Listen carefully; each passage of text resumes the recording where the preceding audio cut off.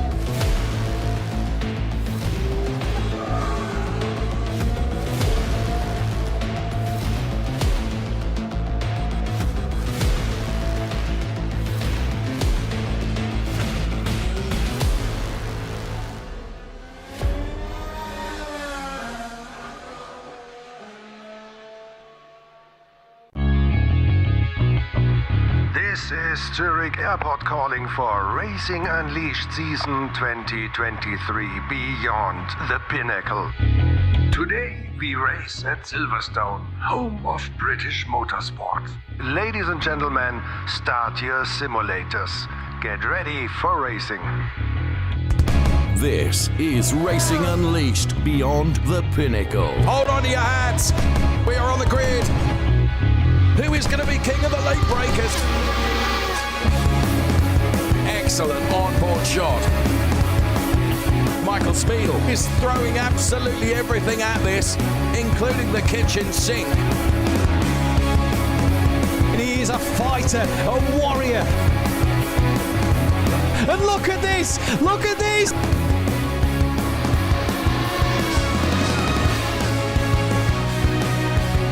I'm loving this.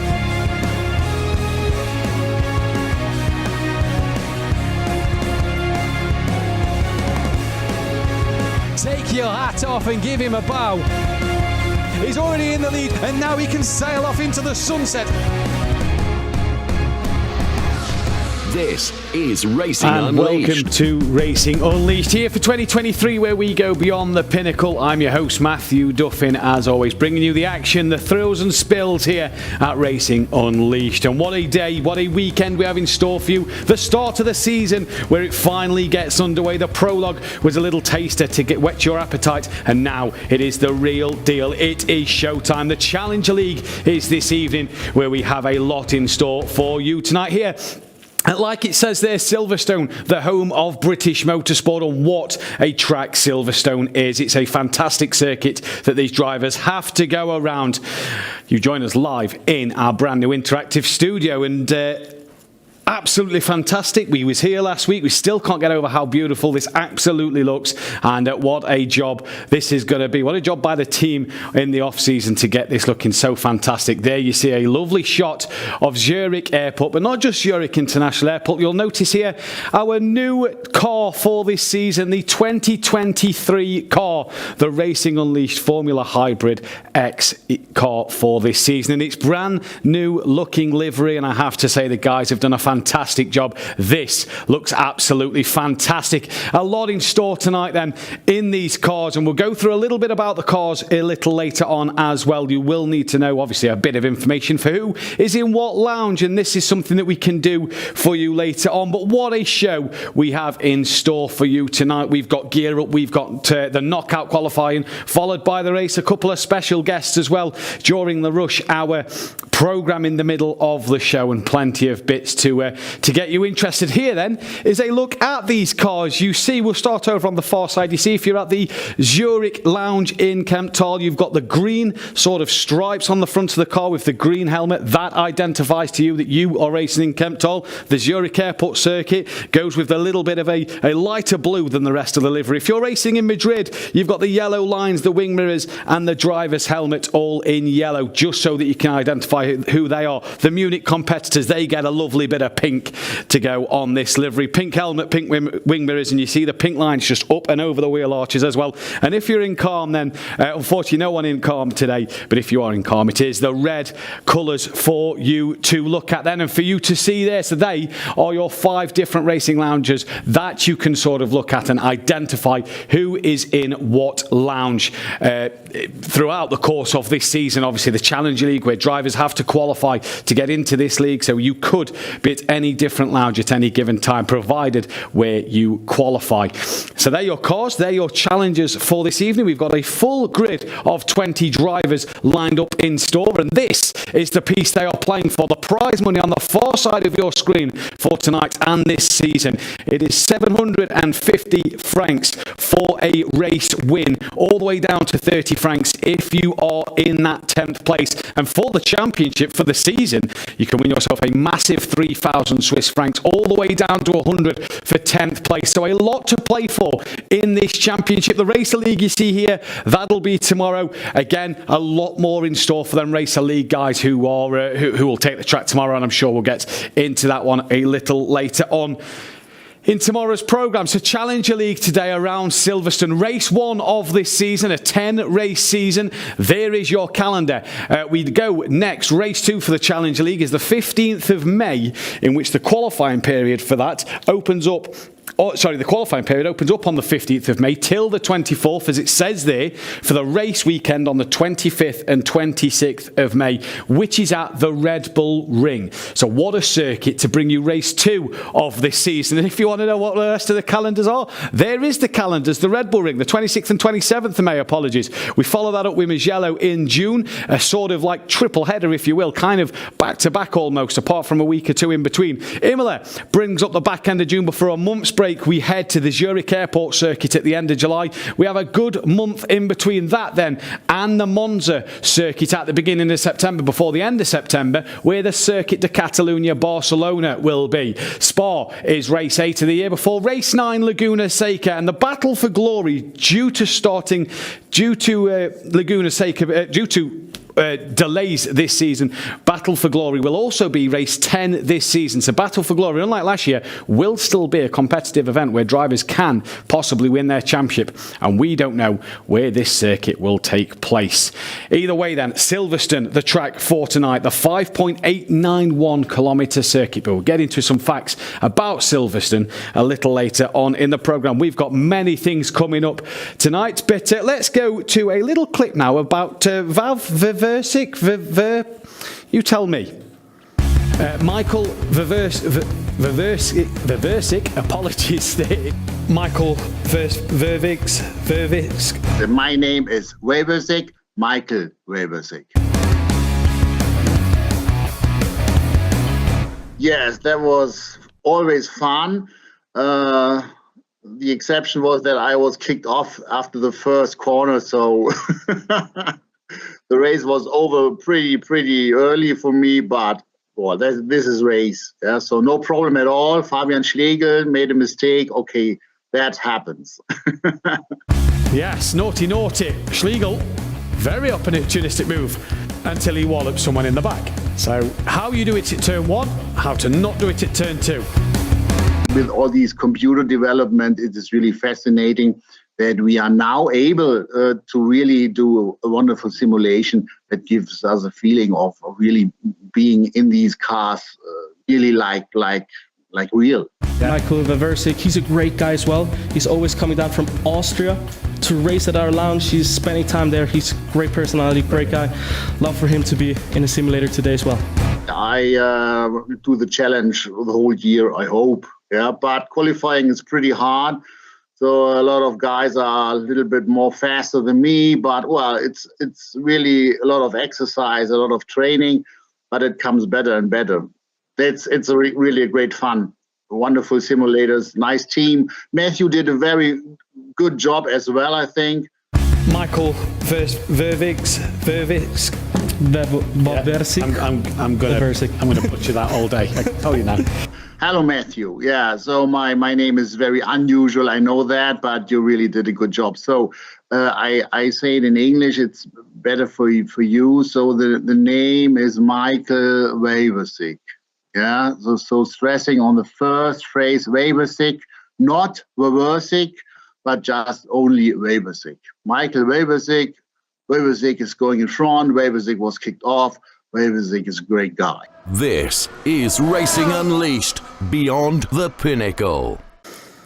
Weversick. Just jot that one down so that we remember that one for today.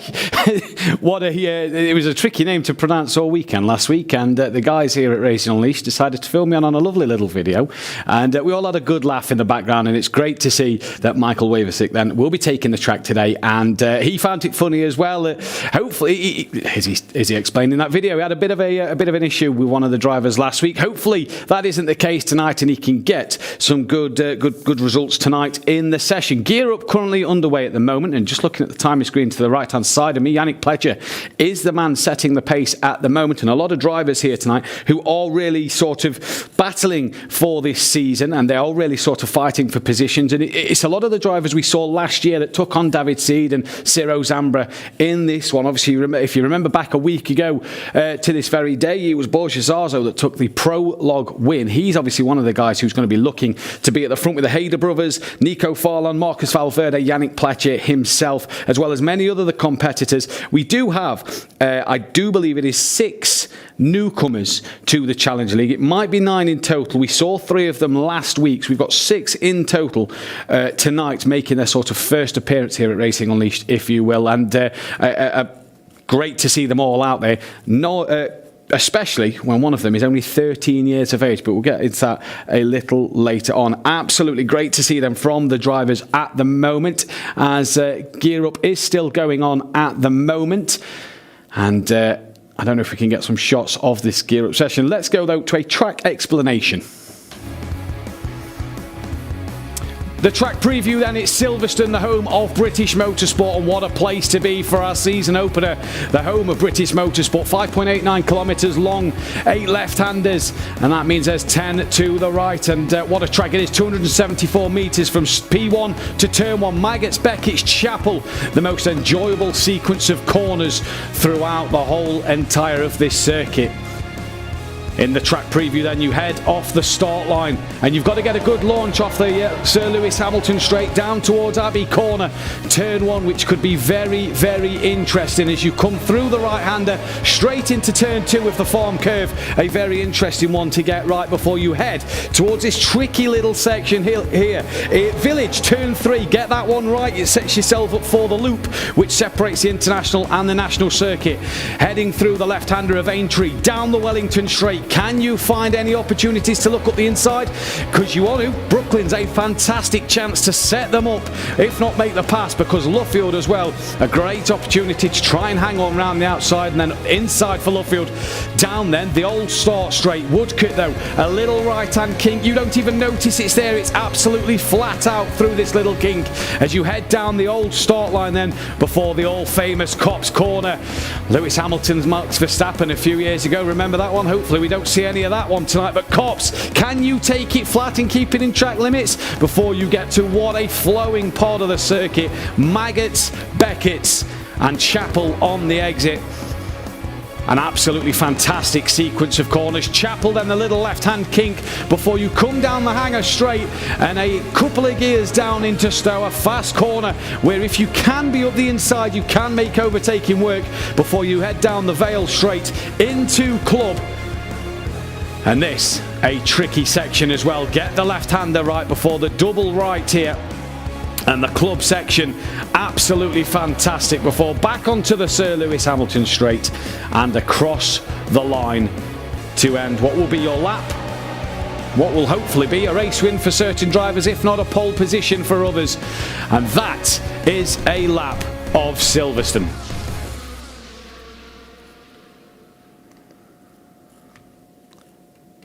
So fantastic to see there a lap of Silverstone. Fantastic to get the corners through, and what iconic corners these are here at Silverstone. Been around for many years now. The track opened in 1948, obviously an old RAF base from back in the day. So it is a fantastic layout, a fantastic circuit, and we love it here. You see the guys in the background, Joshua Hader currently on board with. That's not how to take cops, so he's going to want to sort that one out before knockout qualifying. But he is currently the second fastest man in the gear-up session at the moment that is taking place behind Yannick Pletcher.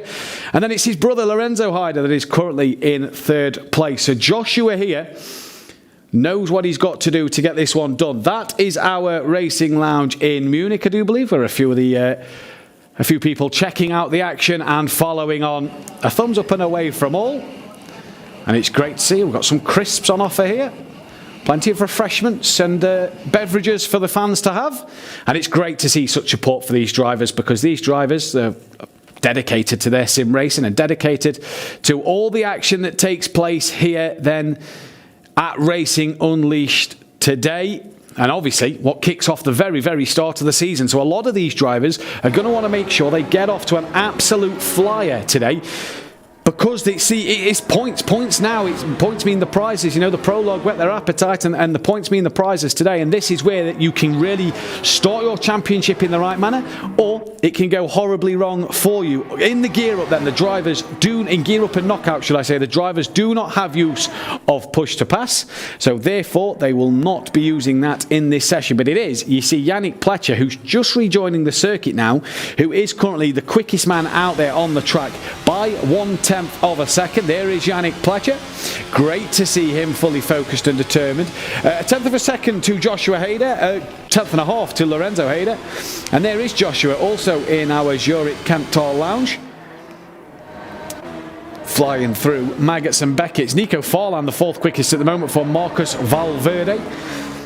And then Augustin Torlaci, P6, Thomas Herzog in 7th. Borges Orza, 1.4 seconds off the pace. So the pace of the Nürburgring prologue winner isn't there at the moment.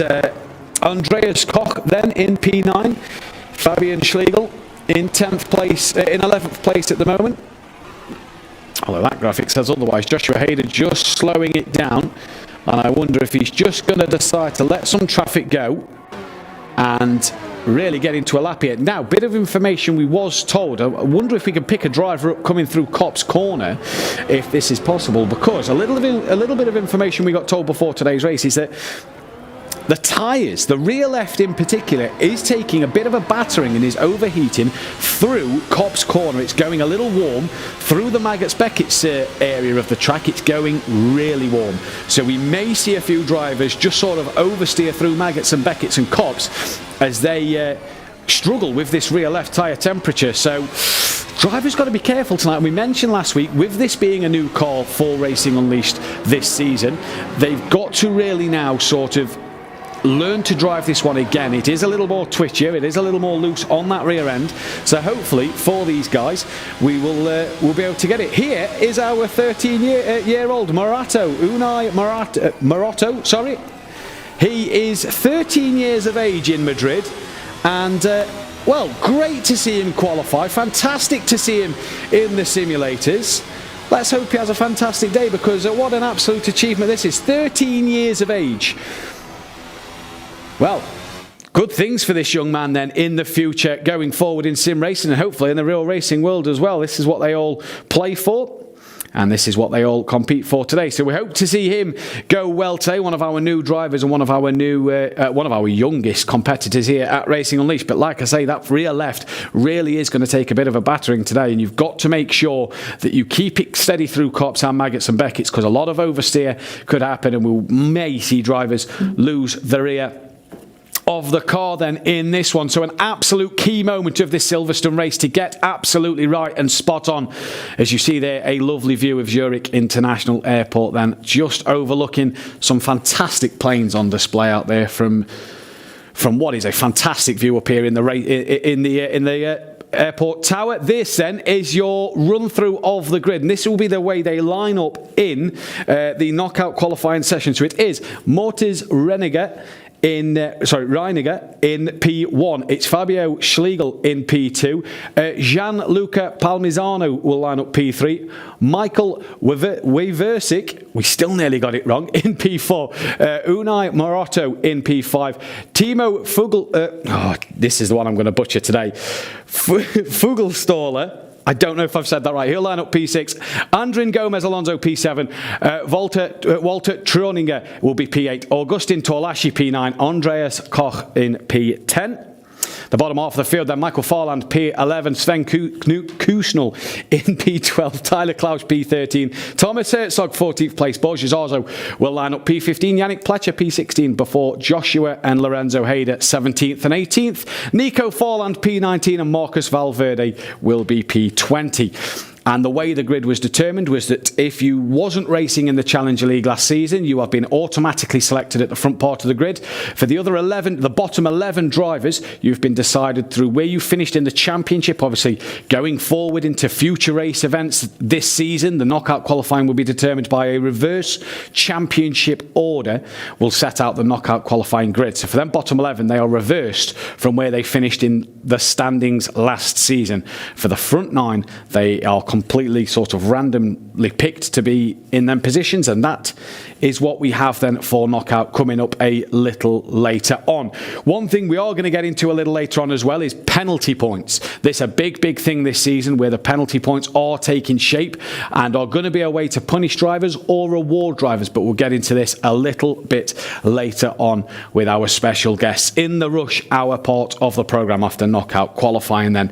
So Gear Up is coming towards an end. I believe that says there is 3 minutes left of the session on my timing screen, and it is still Yannick Pletcher who leads the way from Joshua Hayder, Lorenzo Hayder and Augustin Torlashi bringing up the top 4. It's good to see that Torlashi, our Argentinian driver, let's not forget, up so high, with Borges Arzo clearly struggling for pace around the Silverstone circuit.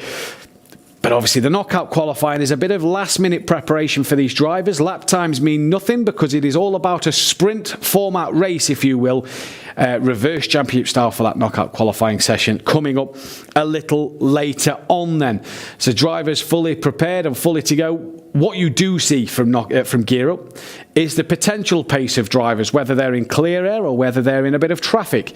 It's a way for drivers to just prepare themselves and get ready for that session, as Torlashi actually on his last lap went purple in the middle sector. I believe the session has come to an end.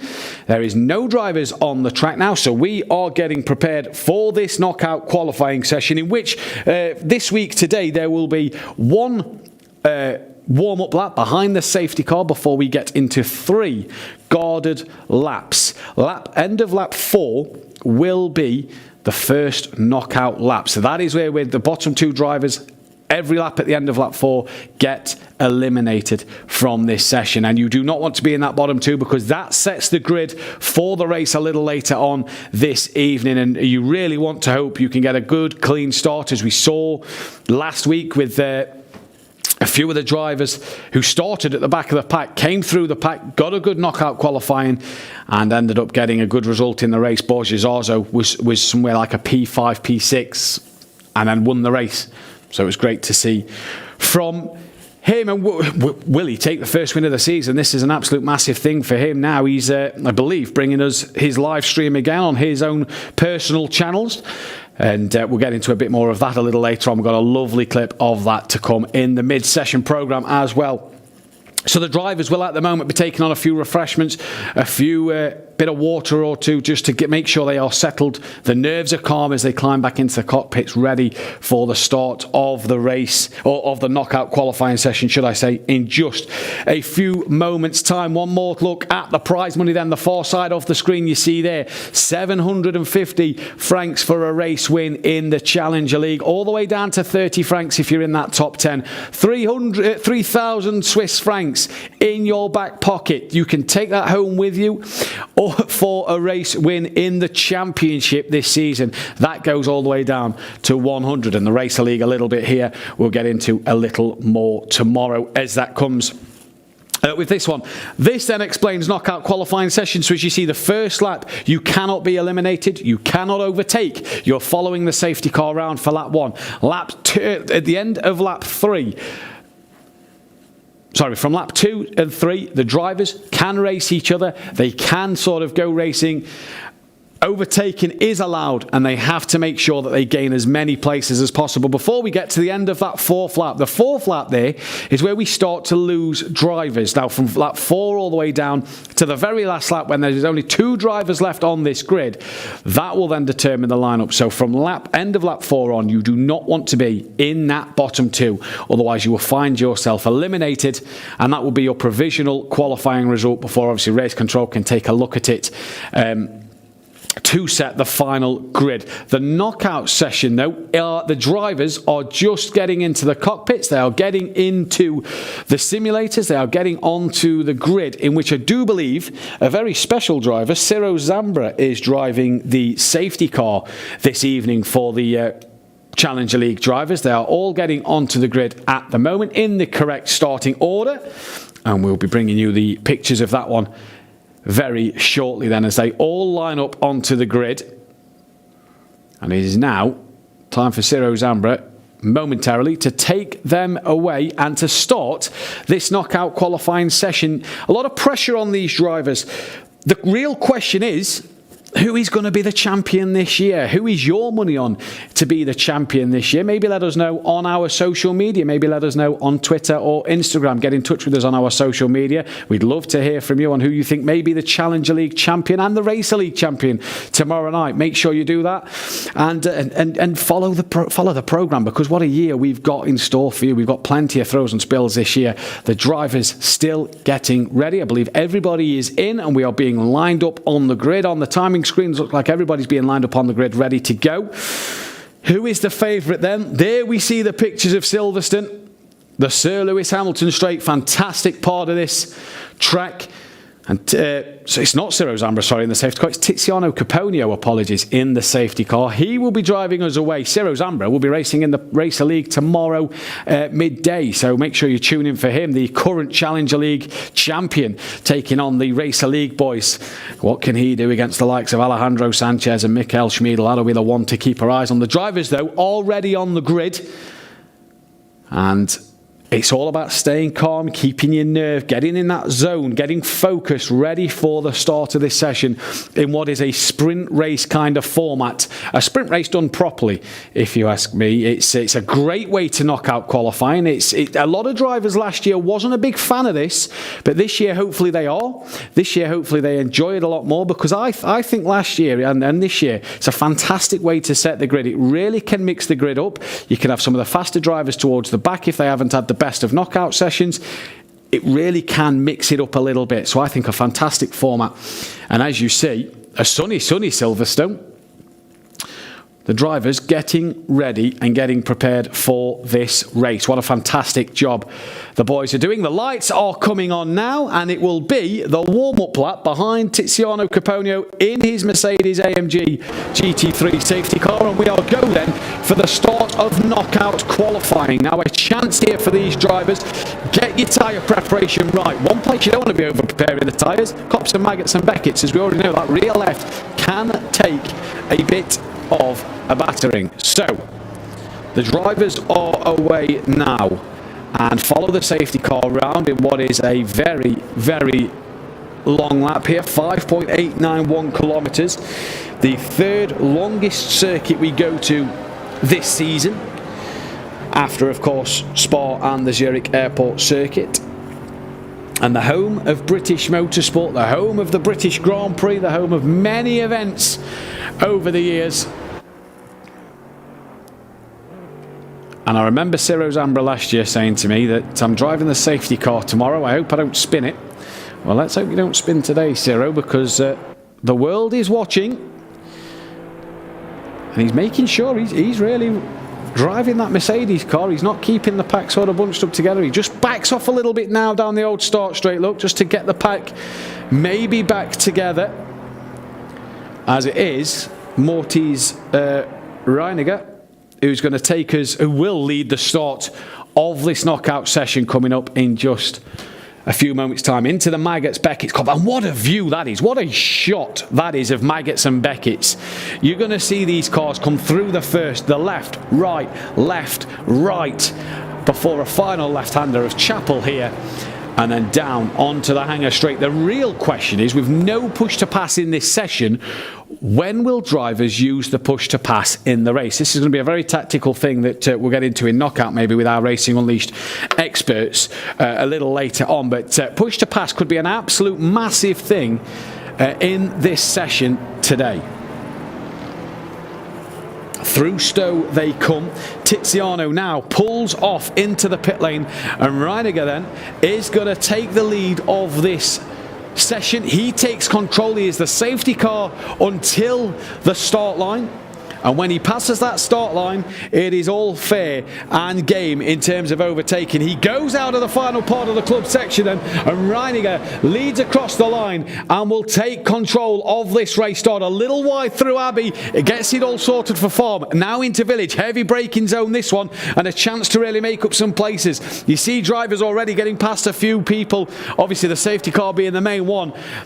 And that's an incident a bit further down the grid. So it looks like somebody's tapped the back of, I believe, Joshua Hayder's car. He's gone round and collected someone else. Waversky has got up into P4. I'm still going to get this name wrong. It's going to take me a while to get this one, I reckon. He's got himself up into P4. Gomez Alonso now jumps a few drivers. He's up into P4. And this is why, look at the carnage at Brooklands and Luffield. And with the introduction of penalty points, in which we'll get into a little later on, explain it more for you. This is what drivers do not want to do in this session. Joshua Hayden now, I believe, side by side, wheel to wheel as they come down the old start straight. Gives the car on the outside plenty of room, gets it stopped into Copse. There's drivers off at Copse, and already a few understeering in the background. Here is Joshua Hayden, and look at this man, determined to get a good result this week. Had pole taken away from him into Beckett. Now through this little section we go before coming into Chapel.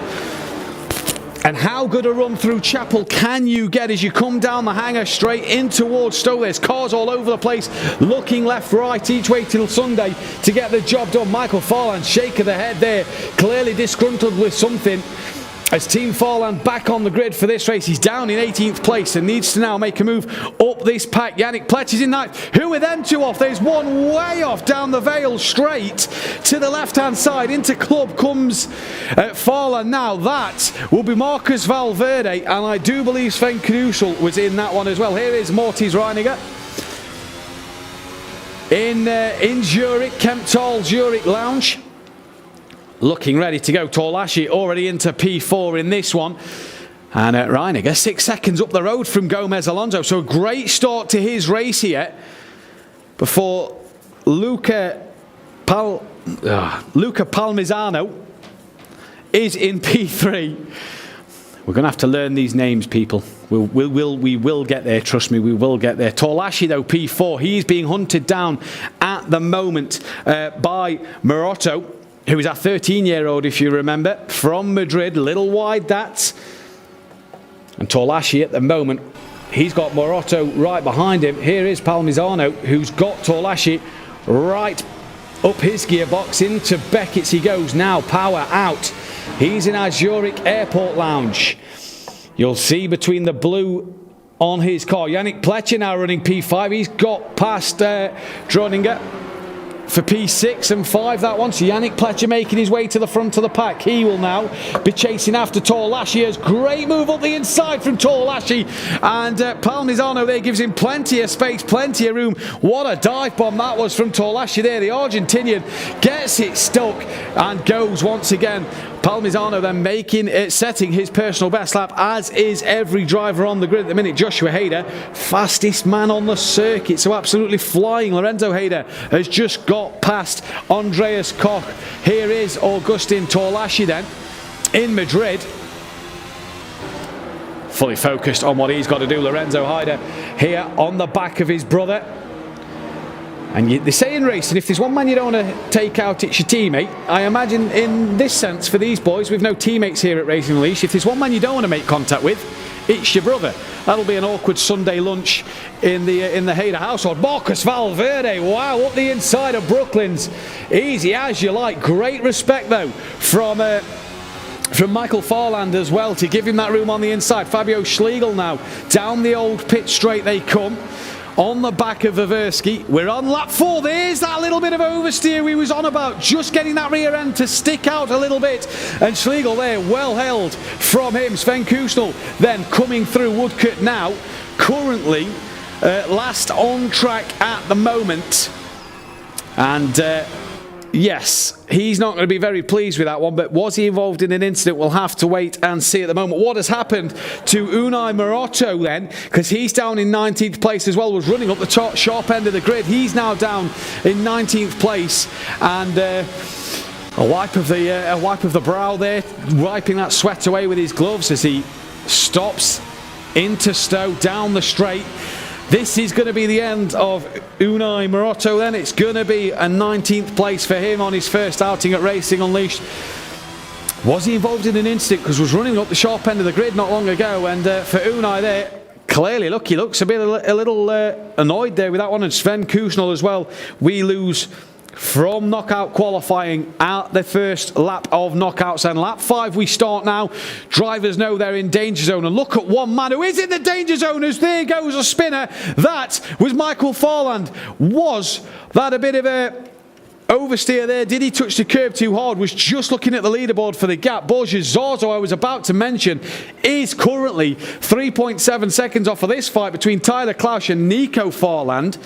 So the Farland boys not having the best of runs here in qualifying, but Borja Zarzo, your prologue winner, struggling as well. And that Borja Zarzo is about 4 seconds off the back of Thomas Herzog now, who's dropped down the pack a bit. Tyler Klausch makes his way up a place, so does Nico Farland, and a few cars here just stuck together towards the back.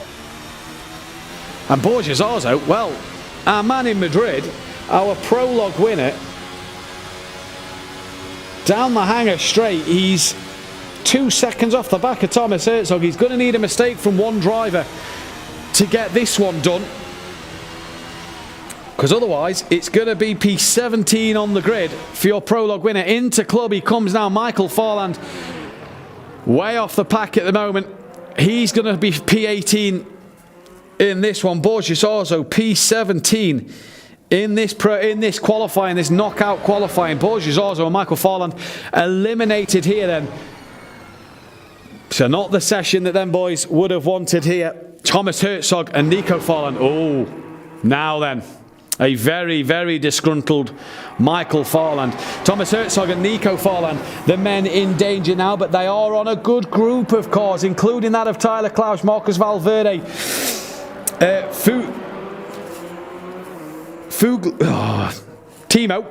Timo Fugels.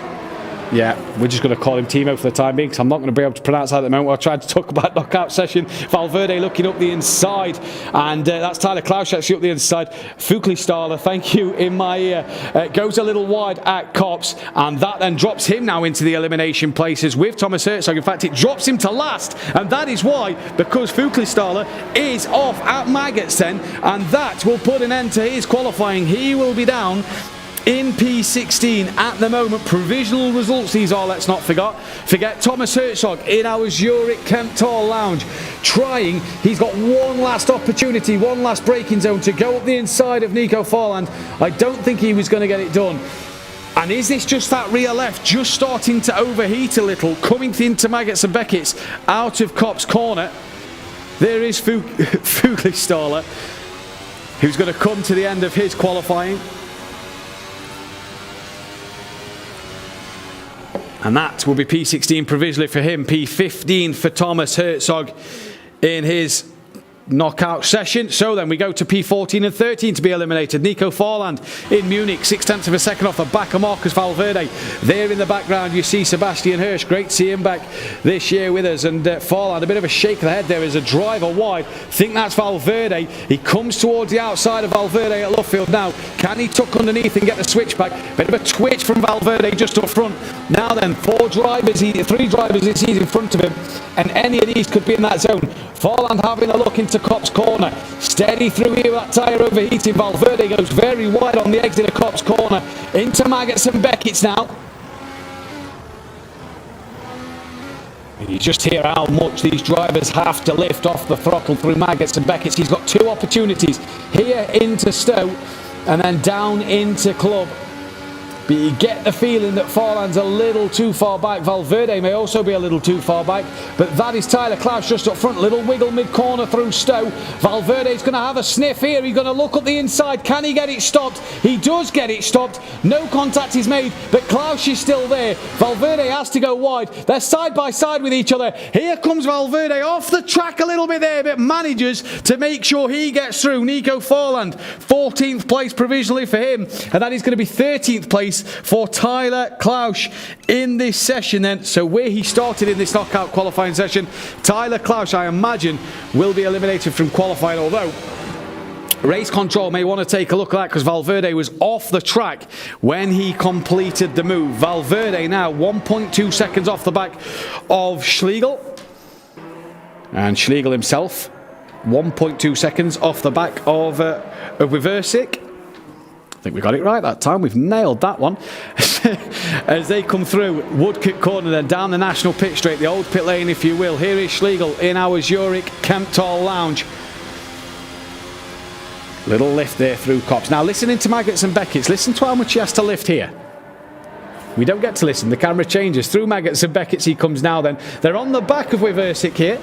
So this is a chance then for Schlegel and Valverde to get a good session. This is why we love the knockout qualifying session, because you look at the likes of Nico Farland, you look at Borges Arzo, you look at Valverde, makes a lunge up the inside, contact with Schlegel there, pushes Schlegel off the track, and Valverde gets himself up to P11. So that was Schlegel who looking up the inside then of Valverde, but Schlegel then will be P12 in the provisional results. Valverde knocked out in P11. I've got a feeling he may be summoned to see race control or to speak with race control. Was that Weversik off there?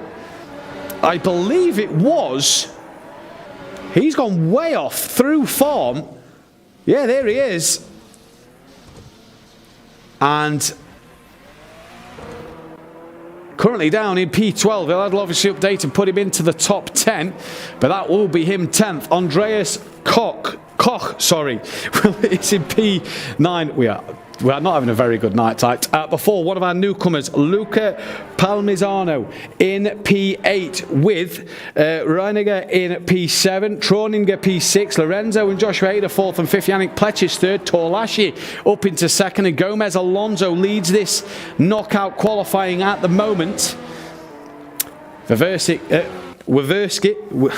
oh my days, Weversik is there way off the back at the moment, and he is going to be 10th place in this grid. It's Andreas Koch at the moment on the back of Luca Palmisano, and he's got Club to get this done. Can he be a bit braver on the brakes? He was a little off the power more than he'd have possibly wanted to be through Stowe. And that looks like it's going to be all she wrote. Little twitch there for Palmisano into Club. And towards the line they go though, so Palmisano will get one more chance to this, but for Koch it's going to be P9 provisionally in this knockout session. Weversik is way down in 10th place at the moment. He's obviously eliminated as well. So 8 drivers left now, and it's Luca Palmisano currently in that 8th spot with Mortis Reiniger in P7, and 5th, 6th and 7th look pretty, 4th, 5th, 6th and 7th actually, and 8th look pretty spread out at the moment. Yannick Pletcher there, that's a lot of track through Copse Corner, a lot of track limits there, so he's possibly going to have to yield a bit of time. The top 3 pretty close. There's Gomez Alonso, the lead car in this trio, before Torlashi in 2nd place. Yannick Pletcher P3 at the moment, and they are the 3 leaders. Joshua Hader's P4, he's 5.5 seconds behind Yannick Pletcher. So that's a lot of work to do with only a couple of laps to do it in this session. And there is our racing lounge in Munich. There is Michael Farland just discussing, debriefing with a few drivers as they take on some fluids, have a chat between family and friends. So Gomez Alonso, Torlashi, Yannick Pletcher across the line. These top 3 start their next lap. Joshua Hader 5.8 behind now. He's just crossed the line. Lorenzo Hader's P5, he's just crossed the line. But we are going to lose Luca Palmisano in P8 provisionally for him, and we also lose Mortis Reiniger in P7 provisionally as well. There is Gomez Alonso, 4/10 of a second ahead of Torlashi. Yannick Pletcher, P3, only 3/10 behind him. So the top three having a great scrap at the moment before Troninger and Lorenzo Hayder could be the drivers we lose in a moment's time. There is Yannick Pletcher. He can see Torlashi. He can see Gomez Alonso. Let's listen through Copse. Does he lift? Slight lift there for Yannick Pletcher, just within the track limits as well. You see he just loses a bit of momentum through there to Torlashi, and through the S as we come through Maggots Beckett's now towards Chapel. Big lifts through there for Yannick. Knows that he needs to get past one of these drivers, knows he's just got to close them down and just get past one to take it to the final lap of this qualifying session. But it does look like we're going to lose Lorenzo Hayder and Walter Troninger then. Here is Troninger in towards Stowe now, currently P6 provisionally. And it looks like that's where he's going to be, down into Vale, now into Club. And Club, the set of three corners, very difficult to get right. Lorenzo Hayder, P5, not too bad for him provisionally as well. Up there again. And with some of his title rivals maybe down the pack, I'm sure he'll be happy with a P5. Probably would have wanted more. And not really much of a reaction there from a man who wears his heart on his sleeve. Right then, Yannick Pletcher, you've got to get the move done now because you're in that danger zone of being eliminated. Joshua Hayder is currently 5.3 seconds off the back of Yannick Pletcher. Now, I don't think Joshua is going to make this up with half a lap to go. He's currently in P4. And he's now 6.4 seconds off the back of Yannick Pletcher. And it looks there pretty casual from Joshua. He pretty much knows he's not going to do any better here.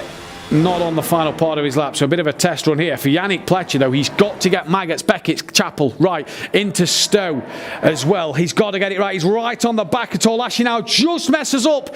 Beckett's into Chapel there. Has that compromised his run down into Stowe corner? Torlashi's lost out a little bit to Gomez Alonso. Yannick Pletcher then, he's got Stowe. You've got to nail it on the exit of this corner. He's not close enough to get that move done on Torlashi. A dive bomb from there would possibly cause an incident. And for Yannick Pletcher, he's tried his hardest there, but it is going to be P3 on the grid for him provisionally. Not a bad result for Yannick. He'll be happy with that one. A little fist bump and a cheeky grin. Happy with that. As Ciro Zambra there, looks like he's helped him through it in the background. Torlashi now and Gomez Alonso, your drivers to fight for pole position. It is 0.6 of a second separating the two. That gap comes down a couple of tenths through Aintree. Now they go onto the Wellington Straight before heading down to Brooklands. Torlashi there seems to just be preparing the tyres more than staying in that slipstream. Into Brooklands they come. Can't set it up for Luffield, he's not close enough, but get a good run through Luffield towards Copse Corner. You go, half throttle, full throttle on the exit, uses that outside curb, looking back from Gomez Alonso, flat through Woodcote, now down towards Copse. Absolutely great stuff here. Can Gomez Alonso in this last half of the lap really challenge for a position? Can Torlashi challenge Gomez Alonso for the position? Maggots Beckett, look at this, sweeping left, right, back into another right-hander before the final left-hander of Chapel. Gomez Alonso looks like he's got this one done. He's got Stowe and Club to go. And your left rear takes a bit of a battering through Maggots and Beckett's, but he's kept that gap to half a second. It is going to be Gomez Alonso who is going to take the knockout pole position with Augustin Torlashi in second place. Don't forget, them results are provisional, but it is Gomez Alonso who takes your knockout pole position provisionally from Augustin Torlashi. Yannick Pletcher rounding out the top three, and the man from Madrid can be the men from Madrid can be very happy with that. It was a great knockout session for Gomez Alonso. Can he replicate that in the race? We saw we had plenty of laps with Yannick Pletcher chasing Gomez Alonso and Torlashi, the newcomers into this season here at Racing Unleashed. But what a pole position that is for Gomez Alonso. What a knockout session that was for him. Does he keep it? Obviously, race control will now start to go through everything. They are now going to start to make sure that every result is as follows, and we will wait for a confirmation on that pole position. But Gomez Alonso is your provisional pole setter then in knockout qualifying. What a session for the Spaniard, and obviously Agustin Torlachi in Madrid as well, the Argentine. Good knockout session for him. And Yannick Pletcher in the top 3. Another solid result for him before the two Hayder brothers rounding out 4th and 5th. There is Munich. Plenty of fluids being taken on board from all of our drivers here. And plenty of a discussion going on as well. And I'm sure all of the drivers are going to want to make sure they're ready for the race coming up a little later on. I believe we've got some of our Racer League drivers sat there watching as well, so maybe getting a few tips for their race tomorrow. Thumbs up? All good? Happy with that? We'll wait and see in this one. All good laughs in Munich at the moment, as there is Mr. Troninger, the CEO of a big film company in Munich, being told in my ear. So great to see there. Great to see him taking part in such an event as well, as all these guys and girls can be watching, laughing, hoping that they get through tonight with the joy that they want and the results that they want as well. Knockout done then. We await for confirmation on that pole sitter, but at the moment it is Gomez Alonso who is your provisional pole man through knockout qualifying session. What a session it was. There was plenty to talk about coming up in rush hour in just a moment's time. There was a few incidents there as well that I'm sure me and our Racing Unleashed experts will get involved in and have a good look through and a good chat with. We are just waiting confirmation before we get to speak with our pole sitter though, as we are just being told now that P1 has been confirmed as Gomez Alonso, so he will keep hold of his first place, and I believe we can speak with him now. Gomez Alonso, can you hear us? Yes, loud and clear. Talk us through that knockout qualifying session then, because that was a good session for you. Yeah, it's feel amazing. My first knockout quali, official knockout quali, P1 feels amazing. Agustin Torlachi put a lot of pressure on me, but I managed to defend. Yeah, you seem to start a little further down at the start of knockout qualifying, so you had to make your way to the front. How difficult was that for you at Silverstone? It was quite difficult, there are 6 cars ahead of me in the start, and there are a lot of touches, a lot of crash, and I managed to avoid all of them, but it was not easy. Well, that's the way to kick off the season, with a P1 and a pole position. I'm sure that going into the race that this will be the exact kind of start you'll want. Yeah, I'm focused on the race right now. This is only knockout, and the points are given in the race. So let's do this. Well, we wish you the best luck for the race coming up. Alonso, we'll speak with you hopefully a little later on. Thank you.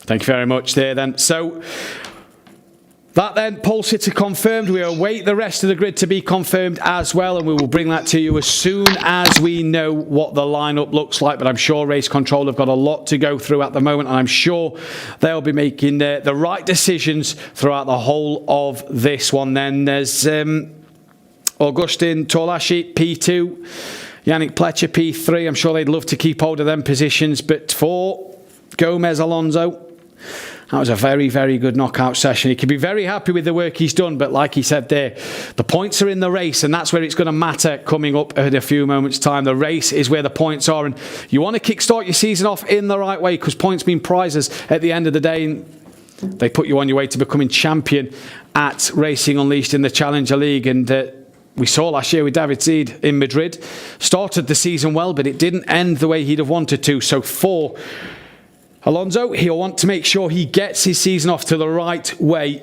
and that is the way to go in qualifying at the moment. So rush hour coming up in just a few moments' time, and we'll be getting our Racing Unleashed experts in for a quick chat. We'll be bringing you penalty points, as well as analysing the look at knockout qualifying session as well. With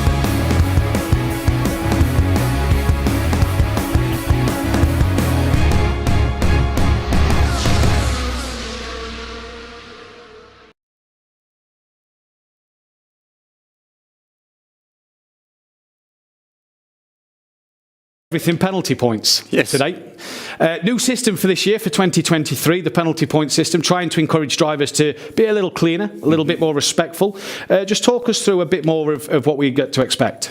We want to have the drivers racing hard but racing fair, and if incidents happen, we have to analyze them, and we analyze them or we fine them with points. It's a penalty point system, and counting up to 20 points, for example, at the end of a challenge. If you have 20 points in your account, you are suspended for the next knockout. So at the next race weekend and the next challenge, you are not allowed to start at the knockout. You start from the last grid position. Your points are at zero again.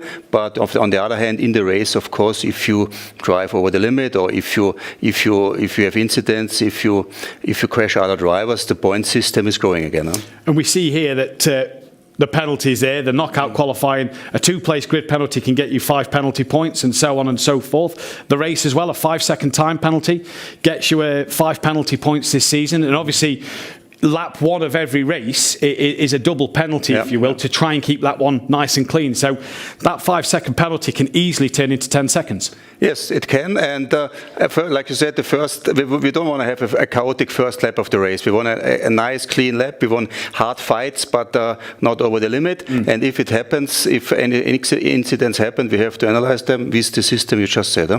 Yeah, so obviously you see up to there 15 points for a 15-second time penalty, as well as 15 points for 6 places on the grid. The drivers aren't going to want to get these, and a few incidents in that knockout qualifying session, drivers could already have some penalty points to their name. Yes, they can. And on the other hand, if you, for example, carry some points in the next challenge and you have a trouble-free knockout with any incidents, you can reduce, you get reward points. 2. Yeah. Oh, no, there's the ban. So knockout ban, 20 points. You get your 20 points replenished. If, for example, you get more often 20 points, then you are suspended for a whole weekend.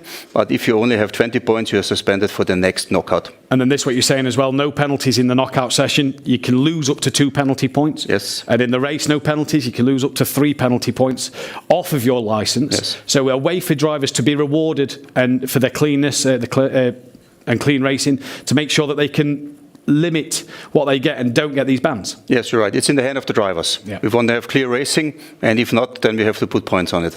And this is a simple solution for Racing Unleashed to bring this in this year to try and encourage that clean driving?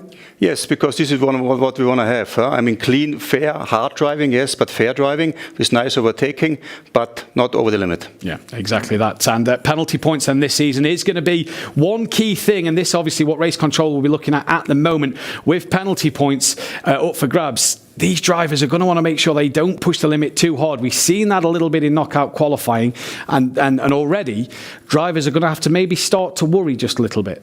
Yes, they have. And on the other hand, I mean, the season is long. I mean, of course, in the knockout, they want to move forward. But on the other hand, if you overdo it, then you are back anyway. So it's maybe sometimes slow and gentle and really wait for the right moment to overtake would have been better. And do you think with knockout being the reverse championship order, this is a bit more to tell the quicker guys who's normally at the front, just be a little bit more patient? Yes, some of them are, because they look at the point standing and they know if they have the ability, even from the last grid positions, to move forward and do a nice race and score points. So most of them do it, but on the other hand, like you said, some of them really in the knockout already was a little bit of confusion, chaotic driving, and this we have to penalize. Huh? Exactly so. So we'll see what Race Control give penalty-wise, and obviously then the penalty points will be given in accordance with that one going forward into the season. Cole, thank you very much for that one then. We'll be bringing in our racing expert Noah in just a moment's time for some fantastic Racing Unleashed facts, trivia if you will, and we're going to take a good look at the knockout qualifying session as well as what a session it was for Alonso then, who is able to take pole position. That one is classified. He will get no penalty points for that one, and he can't lose any neither. So it'll be good to see what he can do in the race, as I think we can bring Noah in now.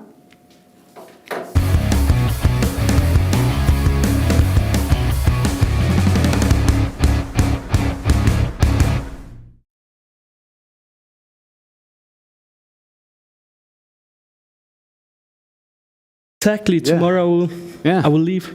Couple of months? Yeah, 3 in total. Right. So let's make this one a good one. Obviously, Noah joined me last week for the prologue. It's great to have him here for race one as well. He's just handed me a list of things that we can talk through at the moment. And just before we see these replays, what was your opinions on the knockout qualifying session there?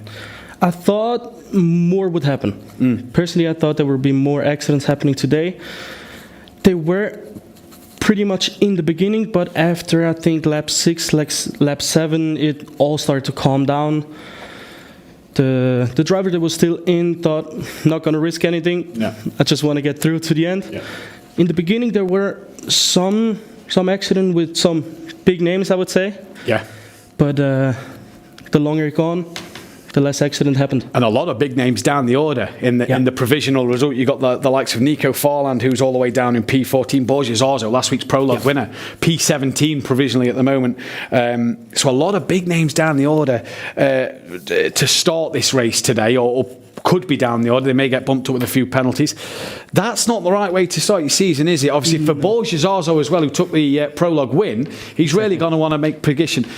Let's take a look at Lorenzo Hayder then on lap 2. Talk us through this one, Noah, as he's got a good gap to the car in front, but just talk us through what he's done wrong here, or what happens here. Let's see. Right now, he just run off, and looks like he didn't get his braking point. He was in the traffic. He didn't see the traffic around him. He gone off track. He had a little less traction because he was in the grass, and that's what happens when you come off track. Don't have as much traction and have the same braking point as you would have. Yeah, this looks like we're going to get an onboard shot of Lorenzo here then. So he comes in towards Abbey corner now, gets a good run through Abbey, clearly gets alongside, has a bit of a moment there, which puts him wide. And then this is the time, like I said, he pretty sure he didn't see the cars around him. He was too focused on not spinning out himself, gone back on the track, and that's what happens. Yeah, that is what happens, and I wonder if we can get... Are we going to get one last look at this? Either way, that's not the way you'd want to start your qualifying, especially with it being early on in the session as well for Lorenzo there. He's not going to want to start his qualifying for that. Kind of fault lies with him for that one, would you say? Me personally, even though I like him as a person, that was 100% on him. Yeah. I will say he ran off the track.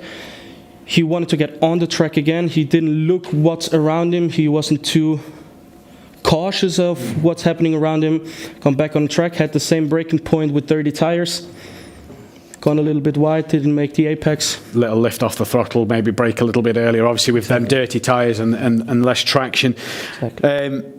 Yeah, kind of a slam dunk there for Lorenzo, which is a shame as well because he was all the way up in P5 at the end of that session. Here is race control, look, making sure that every decision is correct and is the right one. So I'm sure that if Lorenzo was found at fault by race control, they will give him the correct penalty. And with what Cole was saying a moment ago, the penalty point system, that's not the way to get your first race underway. Marcus Valverde then here.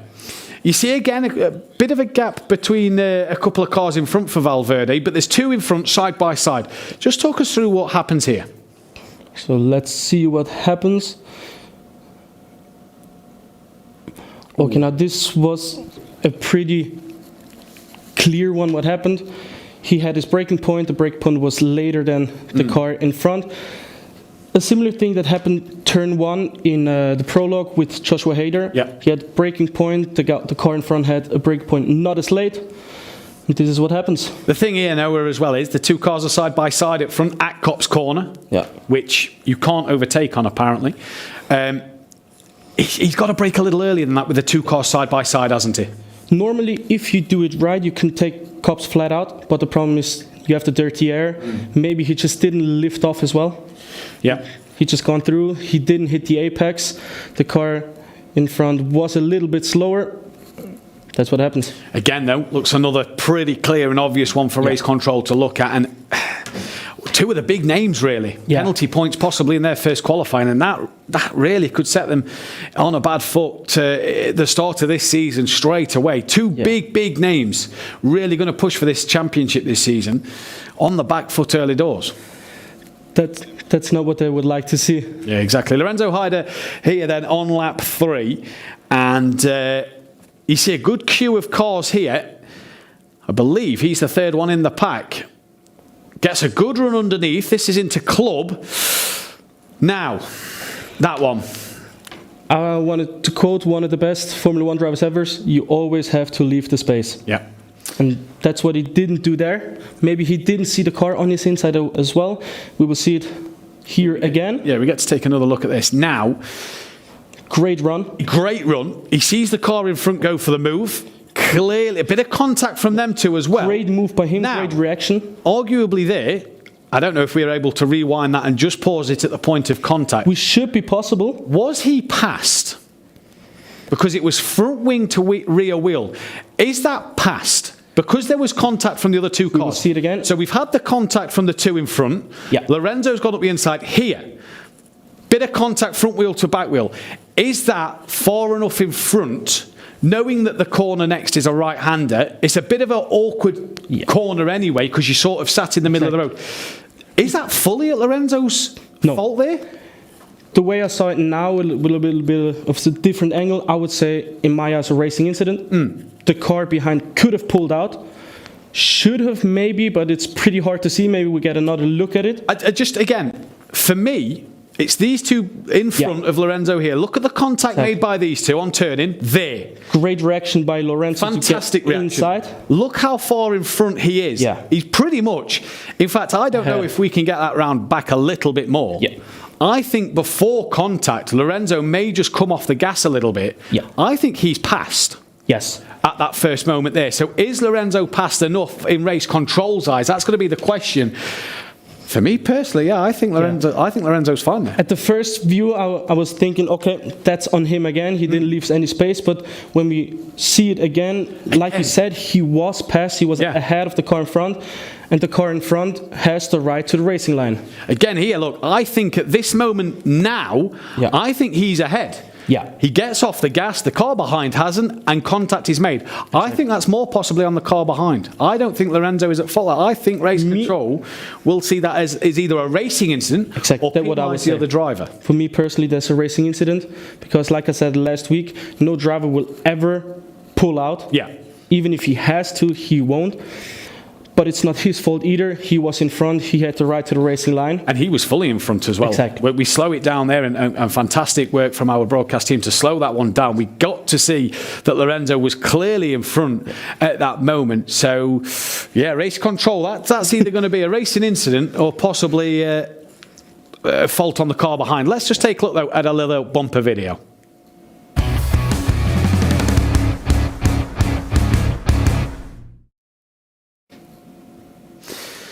And a few more replays to look back on then here. So we've already seen 3. 2 we believe they're at fault. 1 we believe the driver isn't at fault. A couple more happened.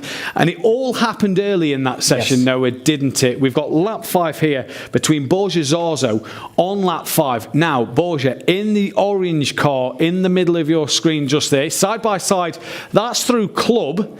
And as they come through the final part of club here, still side by side. Racing now. Yeah.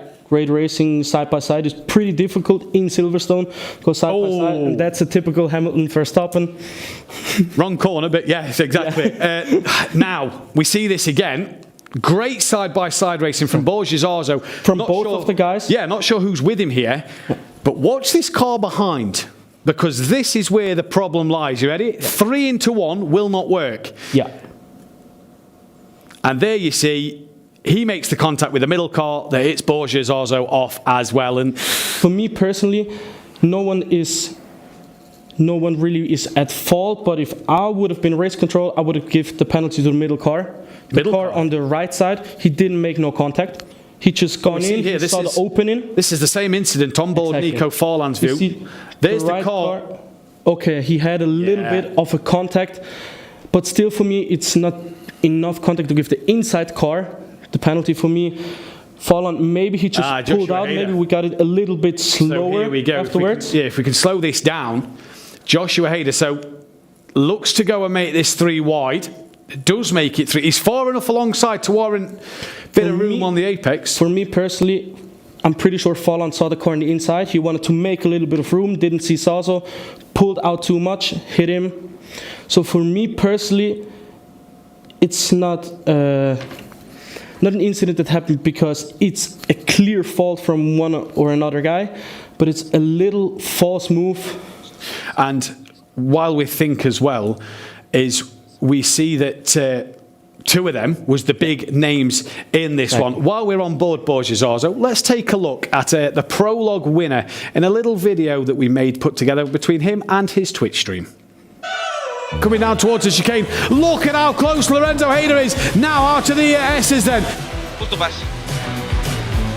Nos alejamos. That has possibly just won it for Borges Arzo then, as they come towards the chicane. But it is going to be Borges Arzo on the prologue to take the win here at Nürburgring. Vamos. What a drive for the Spaniard. It is the prologue win for Borges Arzo.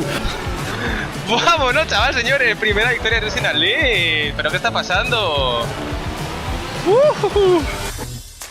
Streaming and racing is something that I'm used to do every night because it's my job. I'm a sim racing content creator and social media. But the hardest part was streaming on a motion simulator because you cannot read the chat as comfortable as I do at home. So that was the hardest part of this stream. Here is Borges Arzo then, live from Madrid, and he is live, I believe, streaming his pod to view this afternoon and this evening on his own personal channel. It's green and go here at Racing Unleashed for the prologue event, and it's a great start from Guzman Miguel. Delante toque con Barcos y Juzbán, pasamos. Primeros. Paciencia. Golpea a Heider. Vale, paciencia, estamos primeros, Focus. Borges Arzo now takes the lead of this one from Marcus Valverde.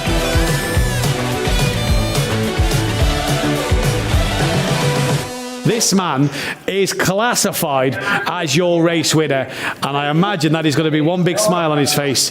That was one heck of a drive. Thank you so much.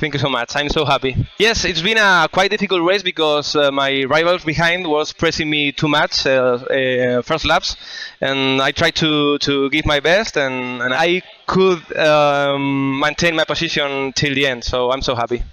Woo! Borges Arzo, a very, very happy man. Very, very happy. P1. This is Racing Unleashed Beyond the Pinnacle. And that then was your prologue last week, and the win for Borges Arzo is not the knockout he'd have wanted, but a prologue win that he'd have definitely enjoyed. Yeah, and he showed in the prologue we need to think about him when we talk about who the favorites will be. Last week, I made a mistake. I didn't have it in my list of who will win the race. I'm certainly not going to do that mistake again, even though he's starting kind of far back. I would put him always on my list this season. Always on the list this season. You cannot write Borges Arzo out of the races this season then. And race control, we'll be taking a look at a few of the incidents we've just seen and gone through then on what mine and Noah's point of view we think that they are and what decisions we think should be given. That's not always the case though, is it? Now race control will be really looking at this into fine detail and get the control.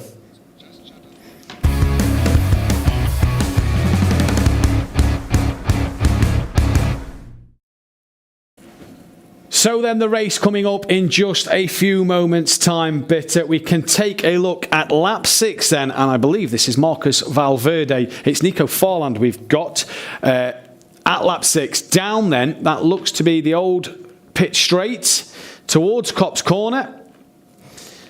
And then a run through the corner. You see a few drivers wide there at Copse and over the track limits into Maggots Beckett's. Right now, everything done perfectly by him. If that was the case, I didn't see anything happening that's on his mistake. I saw a car spinning out behind, but in my eyes, there's nothing from this perspective that he done wrong. He's on the outside. Yeah, great move though, because Maggots Beckett's not really the... Oh, you see there. That was a so-called Code Brown. Yes, the car in front wanted to come across and chop his nose off. The car behind didn't seem to stop. And for Nico Farland there, well, that was a scary, scary moment then. And that shows the talent of our drivers. I'm pretty sure he knew exactly how long his car is. The one thing to note here that race control may take a look at is how far the second of the red cars was off the circuit there, because he was well off and nearly then ended up in the back of Nico Farland there. Yeah. Has to take to the escape road at Maggots and Beckett. So just a little bit pushing that limits at Copse Corner. Happily, nothing really happened in here. If we see, this is the car that was off the track pretty far. And I'm pretty sure he gone in too fast. He didn't see the cars in front. He needed to evade, and he spun out. And that put the end to his qualifying, or knockout there, should I say. Big spin.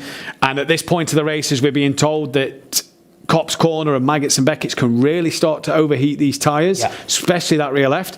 Exactly. That spin there and pulling away isn't really going to do that rear left any good. No, that's going to make it even worse. Behind us then, over our shoulder, the Racing Lounge in Munich, where everybody's getting ready to go. Sebastian Hirsch and a few of the Racer League drivers sat there ready to go, as others will be preparing to get back into the simulators and take this race start then, as everybody's getting ready to go once again here at Racing Unleashed for the race. A lot happened in that knockout session. Obviously, Alonso keeps that pole position. Yannick Pletcher P3, Augustin Torlaschi P2. But Yannick Pletcher, it was a really great fight of him. Even the two Hayter brothers gone up really far in the standings. I mean, one of the funnier things was to watch Marcus Valverde. He was always so close to fall out, and he still kind of leaped in front of it. He gone a little bit further. He was always in the last three, but somehow he always got out of these last two positions. He got one lap more, and one more, and one more. Well, we speak of good fight. We speak of Marcus Valverde, and there was a couple of incidents that he was involved in. Looked like overtaking a few cars, bit of a lunge, bit of contact made. The moment where he nearly got eliminated to give himself an extra lap, he ran wide. I'm not sure if you caught it, but he ran wide off the curb, over the curb, sorry, at the Exeter Club. Do you think Race Control would have had a look at that one? Maybe if there's another accident happen, if it's just him spinning out and ruining his own race, I think they would just write it off. Next. Another big name though, Valverde, P11 provisionally in the knockout qualifying session. Another big name. Yeah.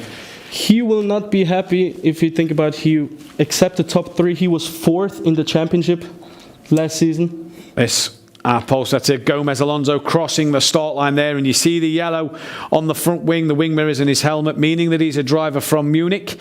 Madrid, and this the moment. And look how close that Yannick Pletcher and Torlaschi is in the background. Yeah. You know, one mistake from Alonso that lap, and he could have been eliminated. True. That's why the knockout qualifying is such a great thing, because we get really special moments like this, close racing to the end. I mean, if we talk about close racing, last season Mugello, the end of the knockout qualifying with Pletcher and Hayter, very special, also close. So very, very special one. Another reason why this knockout qualifying we have here is a special one. It's why when you're about half a second behind, you never give up, and especially on a long circuit like Silverstone here, anything can happen. And with overheating rear left tyres through Copse, Maggots and Beckett's, anything could happen in the race. Noah, if you had to pick a race winner? Ooh, that's pretty hard to say. Put you on the spot with this one. Come on. I would say Alonso, because he took the pole. He wasn't really... He's not here for too long. He gone in, he sat in a car, and he got it done. Yeah. I mean, it's hard to stay in front with these competitors behind you, to keep your calm with a Pletcher nearing in from the back. Yeah. So, great work from him. So you've heard it from Noah first. Gomez Alonso for the win. Well, can he be the man to do it? He drove defensively well once again. We see Munich just behind us then. And that, Michael Farland, just discussing with friends and family. We saw him look a bit frustrated, didn't we, in the knockout session? But that's every racer. Yeah. You fall out. Clearly unhappy there with things in knockout qualifying session. And I imagine he's still waiting to hear word from Race Control. To be honest, the best racing drivers are never happy when they're second or even further back. They're always just happy in the first place. Indeed, they are. So that then is... a few of the incidents that we've seen here in this rush hour programme at the moment. We are still awaiting the confirmation of the grid. The only thing we can tell you is that André Gomez Alonso from Madrid is your pole sitter at the moment, and we will bring you confirmation of the rest of the grid when we get word of it then. Now, going into tomorrow, Racer League is back. Obviously, we got to see the chance of some of these Challenger League drivers last week. Racer League back tomorrow, the likes of Smeedle and Alejandro Sanchez on the grid. With David Seed and Ciro Zambra, what do we expect to see tomorrow? That's pretty hard to say because we also have two drivers that cannot compete. With one driver from Zurich, with Christoph Holstein. On the other hand, it's, I think, Mark Gessner from Munich. So it will leave a little bit more room on the track, and to be honest, I would think Smeedle will get it again. He's always the man to bet on. Well, luckily, you cannot bet on someone in Racing Unleashed, so you do not lose any money because we know everything can happen here. Yeah, even today, everyone can win. We have fast guys like Pletcher in front, the Hayter brothers in front, Valverde, Holland coming from the back, so everything can happen again. And I imagine going from reverse championship order of last season for racing for the Racer League would put Schmiedel at the back, and if Borges, Arzo, Nico Farland and Valverde's anything to go by, Schmiedel's got to make sure he can clear the pack. Exactly. Big boots for him, though. He's got to make sure he can get off to a great start to his season because he'll want to defend his Racer League championship. True. And on the other hand, I think it will be very funny. We have the top three from the Challenger League Championship last year starting in front of the knockout qualifying. As far as I know, it will be Sinan Demirbas, David Seed, Sid and Ciro Zambra, so this will be fun again. Let's see how this will go out tomorrow. And we've just been told, missed the driver's name in my ear, so I hope we can get it back again, but somebody, Knuzel, has been given a grid penalty in this one. So there's first 10 points on his racing licence, which is, I do believe, a 4-place grid penalty for Sven Knuzel. 10 points, that is half the penalty points. Thomas Herzog as well, we're being told now, with 10 penalty points on his licence with a grid penalty.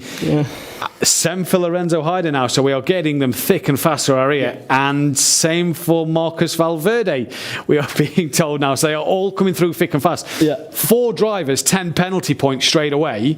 That's half your allotted points before a knockout ban or a knockout demotion. Yeah, it's pretty tough on these guys, but if you're being honest, these are the type of drivers like Valverde and Hayter who will grow under the pressure.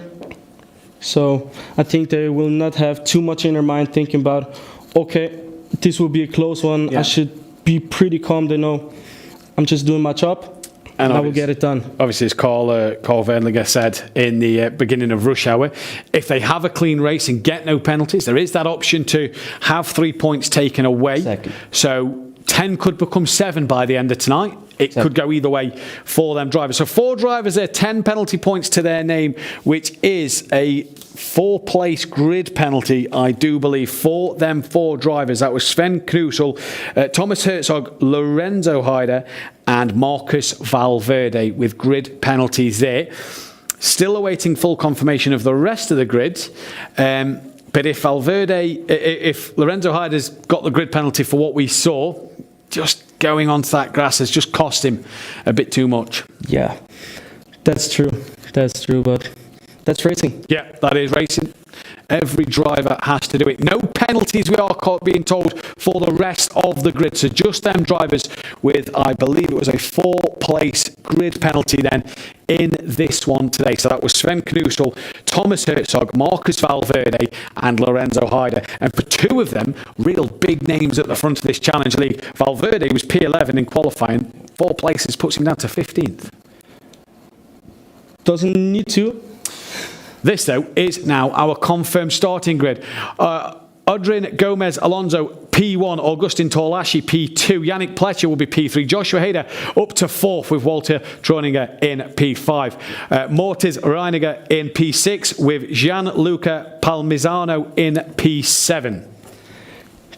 Great race from him. Yeah, fantastic. Here for the first time. Yeah. Coming in qualifying. We also have, which I've just seen on the screen in front of me, we don't have behind us, Andreas Koch is P8, Lorenzo Hayder P9, and just missed out on P10, Fabio Schlegel P11, Tyler Klausch P12, Nico Forlan promoted to P13, so good rise up the grid for him, Valverde down to 14th, Timo... Give me the surname of Timo again. I think it's Fuglistaller. Fuglistaller is P50. Borges also 16th place, so not the rise up the grid he'd have wanted. Michael Forlan 17th. Thomas Herzog down in 18th. Our young gun, Unai Morato in 19th. And Sven Kusnel down in 20th. Like I said, a 4-place grid penalty doesn't mean he is falling back 4 points in the standing. Exactly. It could be the 4 places initially, but depending on when the driver or which drivers around them get the penalties as well. So that then was your classified order for the start of this race, the first race of the season, and it's great to be back. The championship is properly started. The prologue's out the way. It is go time now for these drivers. Thank you, Noah, for joining us once again in Rush Hour. Thank you for having me again, and I wish you great 3 months. I will be watching your streams. Take care.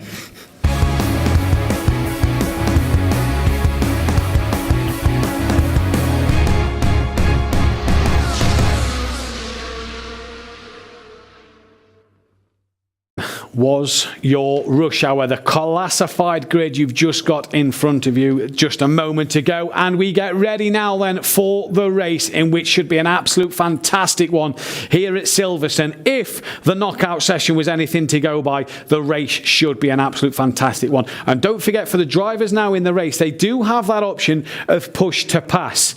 Now, a lot of you sitting at home watching this may think, well, do they use the push to pass on the Wellington or the Hangar Straight? The drivers have got to be tactical, very aware of what they will do and how they will use it, whether they can attack or defend. The drivers will get this one done. We saw last week one driver, can't remember exactly who it was, didn't use his 5 laps of the push to pass. We saw Borges Arzo, on the other hand, use it at the exact moment he needed to, just as Joshua Hayder got a run on him into the final part of the lap. Borges also made sure he was the one ready to save his push to pass till the end. What is his tactic today coming from down the order? What is Gomez Alonso's tactic from starting P1? Where will he be come the end of lap 1? Obviously, we've seen now 4 drivers picking up some penalty points to their name, so others got to be careful they don't use penalty points in this one. As well as the 4 drivers who did pick up penalty points, they'll want to make sure they can get some wiped clear from their name going into the next race in May at the Red Bull Ring. Then, just looking over our shoulder, that is a very dark racing lounge. I can't tell you which one it is because I can't see where it is, but it is very dark, and I assume the drivers are in the simulators getting ready to go. There we go, there's a little light. It is the Munich Racing Lounge. A few laughs and giggles there with Michael Folland. Look at that, the darkness of Munich. And the only thing that's lit up is the bench in the background and the simulators for the drivers to see. There is a very quiet Zurich Airport Racing Lounge in which they are ready to go. 2 drivers there today, I do believe, ready to start this one. And we're all getting ready to go. All drivers being put back into the simulators. They've done their preparation, they've calmed down, they've took on the fluids on board, and they are going to get ready to go and line up on the grid in just a few moments' time. Push to pass, big talking point last week when we introduced it into the prologue. It's going to be a big part of this whole season. Some of the bonus for some of these Challenger League drivers is they've already had the prologue to get used to it. Tomorrow, for the Racer League drivers, they've got to get used to it for the first time. How will they fare? We'll see tomorrow. If you want to join us for that one, make sure you do, as we'll be live, bringing you all the coverage of the Racer League action then. So, Gomez Alonso, P1. Torlashi P2. It was close between them 2 at the very end. Who will lead going into Abbey Corner for the first time in this one? That will be the big question. Who is going to do what in this race? We heard from Noah that Gomez Alonso is going to be the race winner. He's the man who he thinks will take the race win. But the question's going to be who will take this race win, because there's a plenty of drivers on this grid, and even though there's a few a bit lower down this list, are all able and ready to come through the pack. They've got to do it cleanly, though, because race control clearly watching. Penalty points being used this season, obviously, to penalise the drivers, as well as there is one of our drivers at Kemptall. It is Sven Kusnel. He has been penalised. Sven, you start at the back of the grid today for this race. What can you do from there? Okay. I hope. I don't know. I have a fun race, and yeah. Yeah. From P20, where do you think you will finish? I hope in the points, and yes. Well, hope to see some good overtakes from you. Good luck in the race. Thank you. Thank you. So that was Sven Kusnel there then. P20 on the grid in this one early doors, and that is going to be a big job if he's to score points. He's hoping for it, so he'll hope to make sure that he can get some points. 10 places he's got to gain, so that'll be fantastic for him if he can do so. The drivers being put into grid positions now. I can see on the timing screens they're all ready to go, sat in their simulators, and it is about time to go racing here for the first race of the season in the Challenger League this season. In 2023, we're here at Racing Unleashed. We go beyond the Pinnacle for 2023. And the drivers all being loaded in now.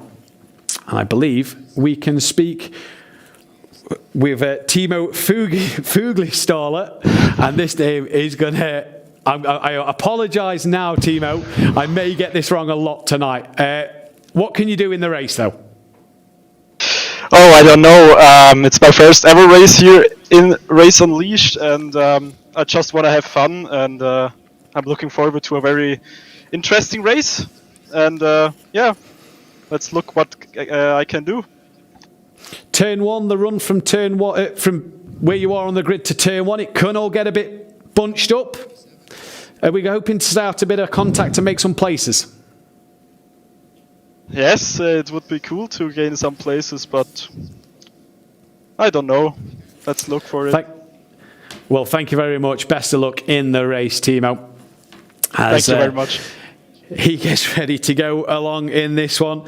Fuglistaller. That's what we're going with. Whether it's right, we'll be told later on, I'm sure, but we'll hopefully get these names. We'll have these names nailed for the Red Bull Ring, don't you worry. They'll be absolutely spot on for then. We are awaiting, though, the red lights on the grid. We are awaiting them to tell us when it is go time. They are there, lined up on the grid, and it is Gomez Alonso who is going to take us away. We prepare for the lights to come on, and it is going to be a fantastic start to this race, hopefully, in this one, as the revs start to rise now. And we get the lights appear on the screen. And we're about to get 6 red lights, apologies. There's the first of 6.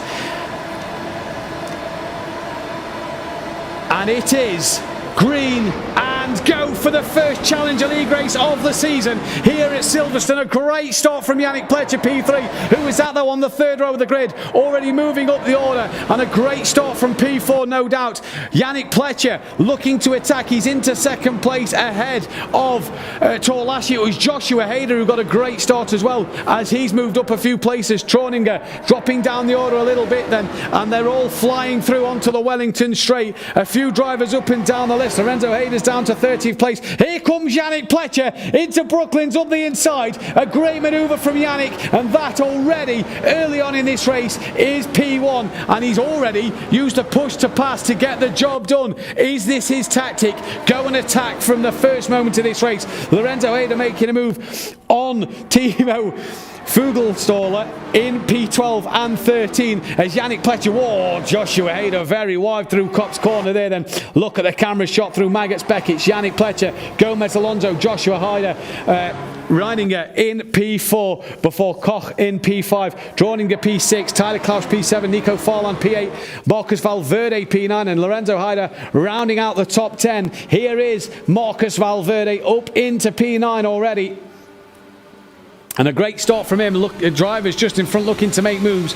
Marcus just got to patiently wait. Great run through Stowe corner though. He's got Nico Forland in front. Thinks of a late dive up the inside and does well not to make contact there. But whilst trying to not make contact with Nico Forland, Lorenzo had a great move up the inside. That is a fantastic move from him. That is job done. Nico Forland has used a push to pass. So has Fugelstaller. So a few drivers doing that. Lorenzo Hayder. Oh, no. Too late on the brakes. You saw the face he pulled there.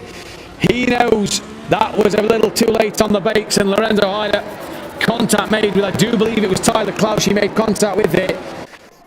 And that could be more penalty points. Driver in the background coming out of entry, just spinning in the rear. Not sure who that one was. Might have been Michael Forland. He's dropped down the order as well as Fugelstaller. So all dropping down the order here. I tell you what, for our young 13-year-old Unai Morotto, he's made his way up to P13, so good start from him in this race. But Yannick Pletcher already on to lap 2. He's got a 1.1 second lead over Gomez Alonso. I believe it's Joshua Hayder. I don't think that timing screen is updated on our end. No, it is Gomez Alonso who uses a push to pass now, so he's got himself back ahead of Joshua Hayder then. Thomas Herzog we're currently on board with, 7/10 off the back of Torlashi, who's really dropped off. Good knockout qualifying, but has really dropped down the standings at the start of this race. Here is Joshua Hayder trying to stick to the back of Gomez Alonso. You see Yannick Pletcher just up front as well. Not yet used a push to pass. And for Joshua Hayder, Yannick Pletcher sets the fastest lap of the race with a 1:28.329. So really pushing hard, Yannick already. Nico Forland and Sven Kusnel has used two push to pass, and for Sven Kusnel, he's gone from P20 all the way up to P13 to a good start to his race. Borja Zarzo, he's up into P9. I think he was 17th on the classified grid, up to P9, so he's in the points at the moment. He's on the back of Lorenzo Hayder and Marcus Valverde. As them two having a little battle up front. There is Hayder up the inside of Valverde. That was a car a little sideways. I believe that was Troninger. Contact there then from Valverde and Hayder. And Hayder, oh, he's a little wide on exit. That's going to give Borja Zarzo the run. And Hayder, oh, straight back onto the racing line. We're not up to racing speed. Collects the front of Nico Forland, who now gets past him.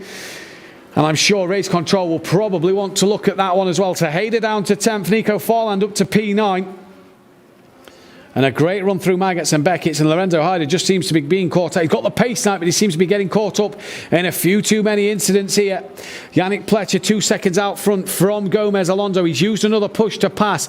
You can tell when they're using the push to pass, the number next to their name will go red. Oh, sorry, just towards the end of where the gap is between the drivers will go red, and that is when they are using a push to pass lap. Yannick Pletcher goes even faster than what he did on his fastest lap. Here is Marcus Valverde then, right on the gearbox of Troninger, in towards Abbey Corner. Now the farm curve. Can you get it on the outside? Look to lunge up the inside maybe at Village. He thinks about it. Troninger gives him the space. Now the loop, which puts together the national and the international circuit before a flat-out entry onto the Wellington Straight. Are we going to see Valverde use that push to pass? Down the Wellington Straight we come now. Looks like he's got the run. He's going to go so tight towards Brooklands that he's got to really slow the car down, gets it stopped. He's got that run though on Troninger, gets the job done on Troninger. Sven Kustel is in the pits. Wonder why he's in the pits. That is not what he'd have wanted in this race already. What a shame for him. But Valverde now up into P6. He's got 1.2 seconds before he's on the back of Koch. Then Nico Forland, P8 at the moment.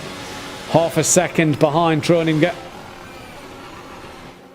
Really got some pace through Maggots and Beckett's. He's got Lorenzo Hayder just behind him, who's got back ahead of Borja Zarzo. Torlashi as well. He's actually that time to Torlashi, and Borja Zarzo's come down a little bit. In fact, it's not now. He's got past Borja Zarzo. He's used another push to pass. He's got past him there. Then Nico Forland only has 2 laps of push to pass left, where everybody else has 4 or 5, if not 3. So Nico Forland going early on the push to pass strategy here. Is it wise for him to save some at the end? He's right on the back of Troninger then. As Torlachi does his fastest lap of the race. Sven Kusel then in the pits. That one looks to be game over for him as he's now a lap down. And Weversik, is dropping down the order. Valverde right on the back of Koch now. He's really pushing him hard. He's got Reininger just in front. Oh, I'm not sure what's happened to Marcus Valverde's car there. But that's classified as a DNF. I'm not sure what's happened to Valverde there. His car took off. And it didn't take off from the airport that we're situated at. Let me tell you, that's a DNF for Valverde. Not sure why. Hopefully they can sort that out and get him back in the race. Either way, Andreas Koch then let off at the fact that Valverde is no longer in this race, and Nico Forland will be the next car to take over him. So Valverde dropping down the order, and that could be a big challenger out in this first race. Lap 5 of 20 then.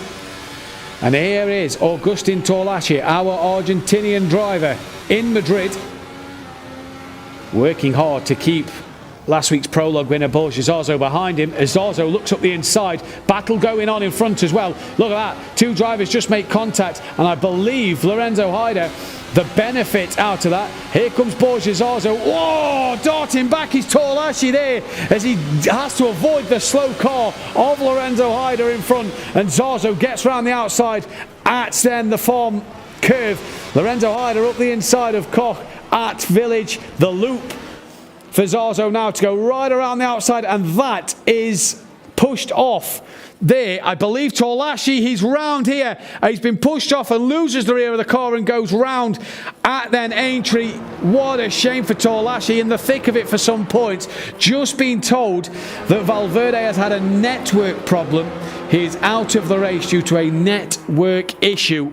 So that is a shame for Valverde then. Not the way he'd have wanted to start his season.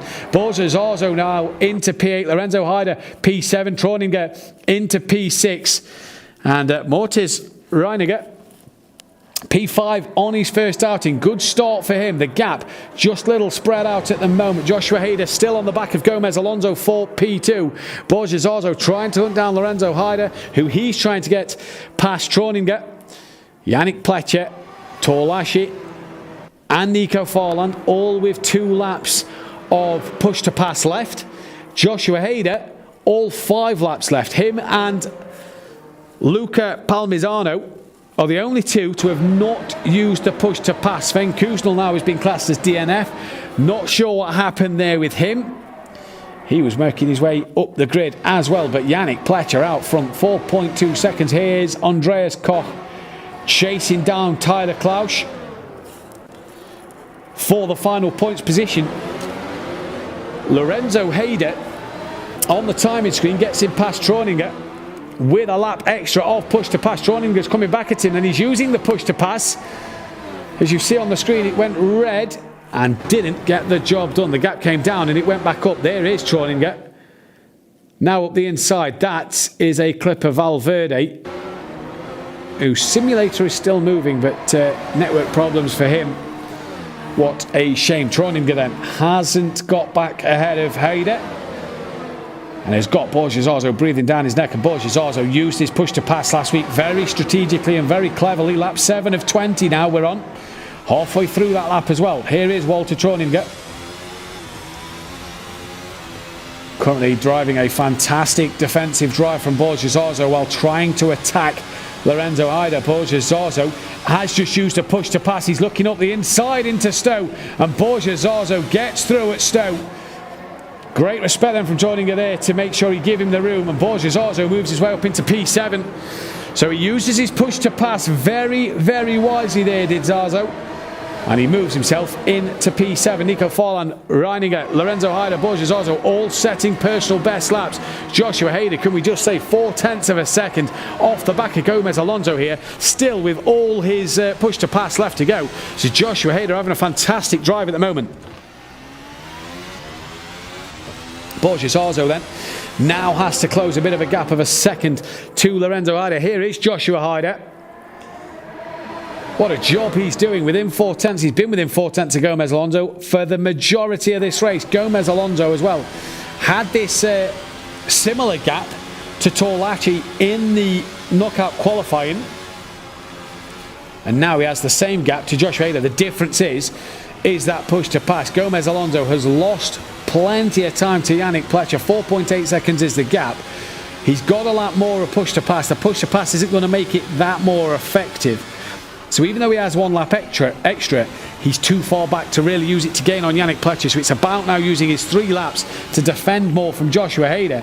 But Joshua Hader, at this kind of a gap with his 2 extra push to pass laps, has got a real opportunity here to make some moves as Lorenzo Heidt gets himself past Reiniger then into P5. Torlashi's past Koch for P11, and Schlegel uses a push to pass in P13. He's 8 seconds behind Koch now. Can he make any inroads there?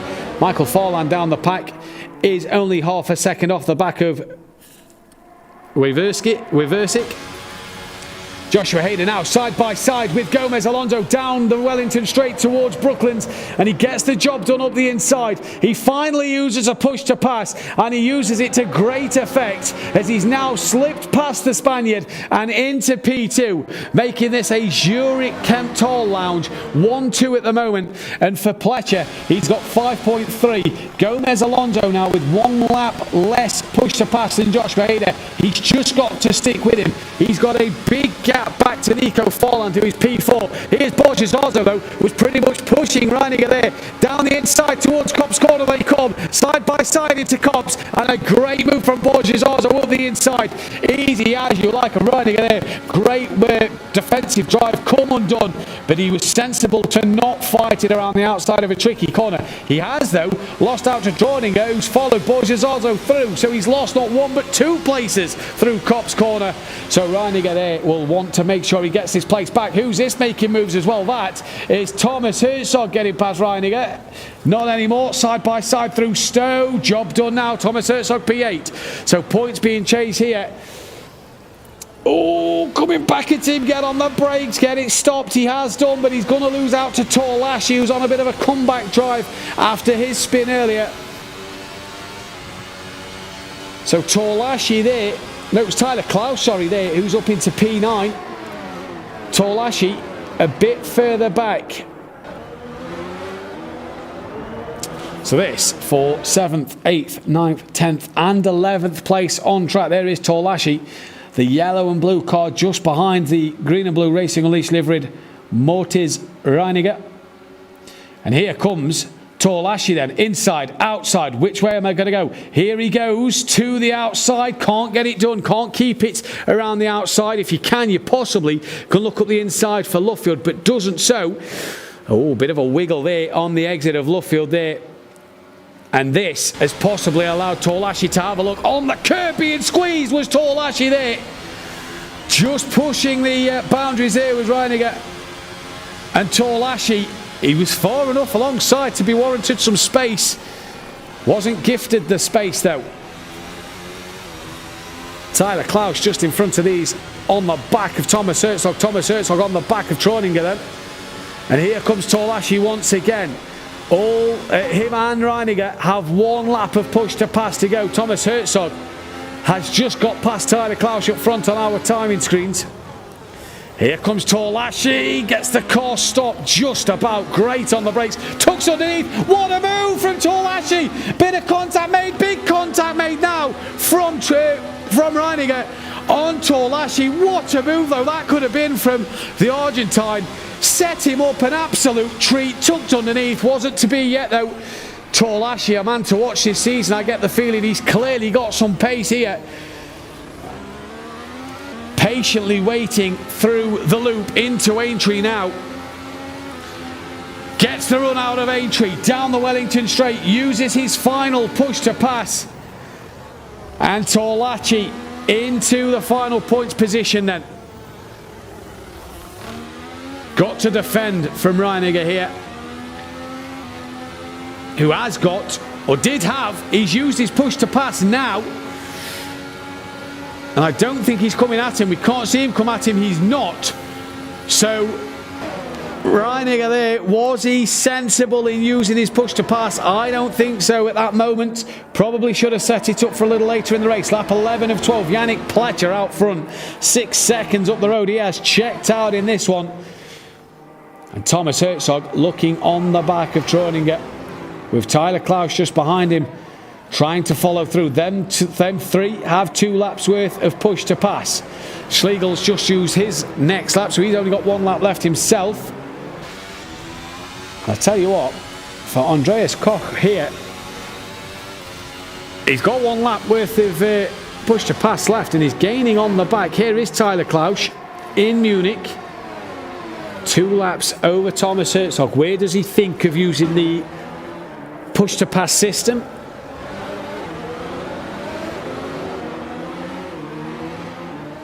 Really trying to keep to the back of Thomas Herzog then. Just up front, Thomas Herzog within 6 seconds of Troninger. Troninger has really lost out to Borges Orzo. 4 seconds that gap now. He's got 3.7 to Lorenzo Heider. Here's your race leader then, Yannick Pletcher.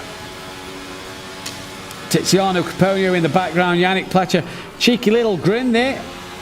Looks like he's out for a Sunday drive, that. A nice, calm, steady drive. And what a tactic from Yannick Pletcher. He used the push to pass at the get-go on the Wellington straight. Gets himself in the lead. 5.9 seconds clear of Joshua Hader. Lap 12 of 20 then. Schlegel has now used all of his push to pass. And he's on the back of... Sorry, no, he's not. It's Koch who's on the back now of Torlashi with a lap to use within a second. Here is Tyler Klaus still.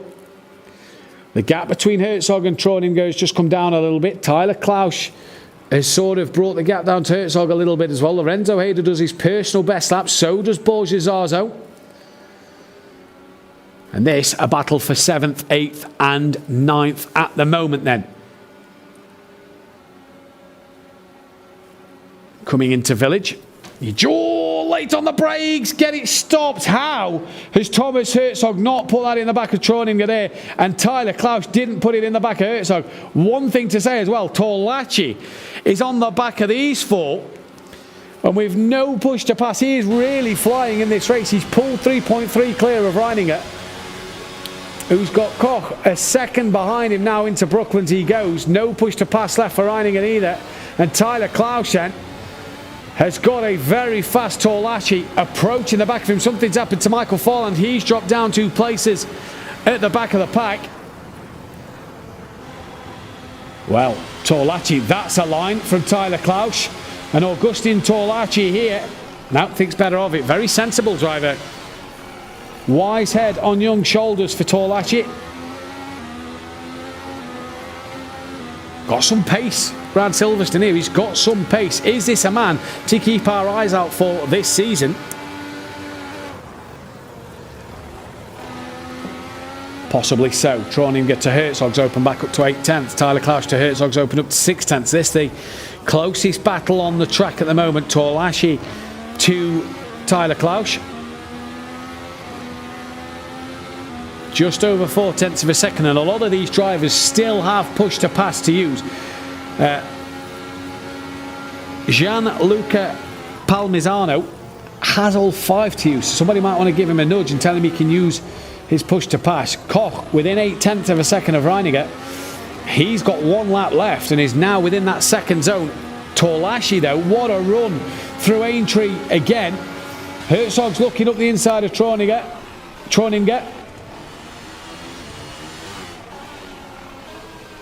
Oh, he's a little wide at Luffield there.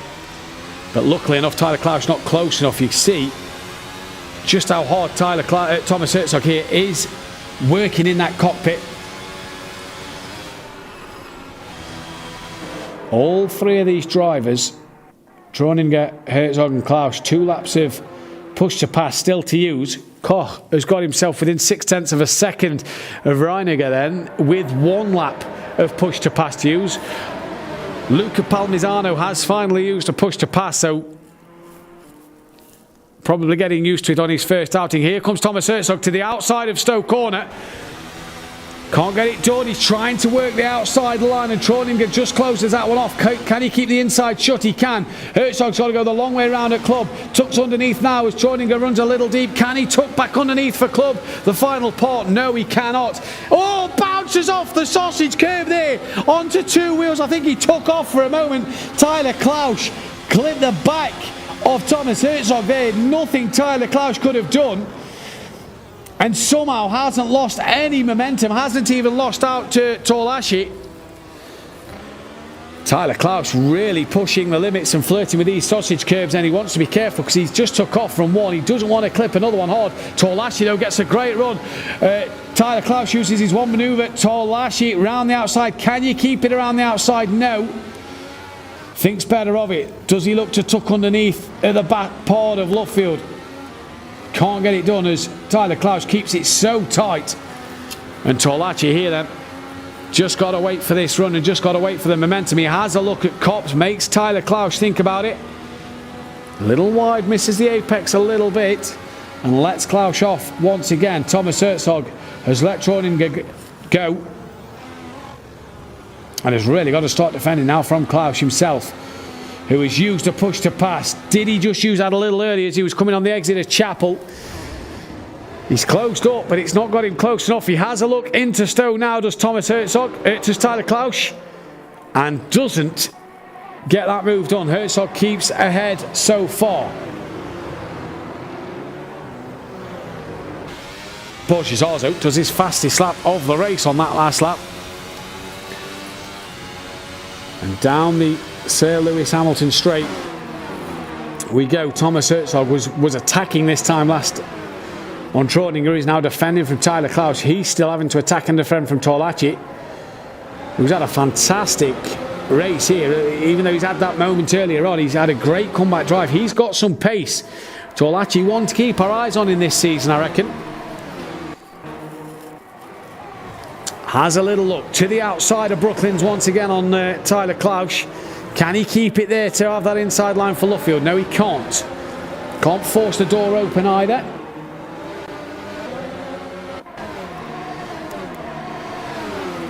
And Morotto, down the bottom end of the pack, goes into 13th place. He passes Schlegel. Into Copse. Torlachi once again doesn't think of sending it up the inside. He thinks of just waiting. Put his head in his hands a moment there, and I wonder if that was more to say, come on, get this move done. On the grass was Tyler Klausch through the exit of Brooklands into the Chapel, and that could put him under some pressure as they come down towards Stowe. Nico Forland does his best lap of the race, but is it too little, too late? Here is Michael Wiversik. We're still getting this wrong. Wiversik here, we're still getting this one wrong even though we've had the video. He's on the back then of Timo Fugelstaller. Oh Jesus, we're having a nightmare with these names today. They're laughing in my ear, I can tell you that much. On the back with a lap of push to pass to go. He's got to defend from Michael Forland as well here.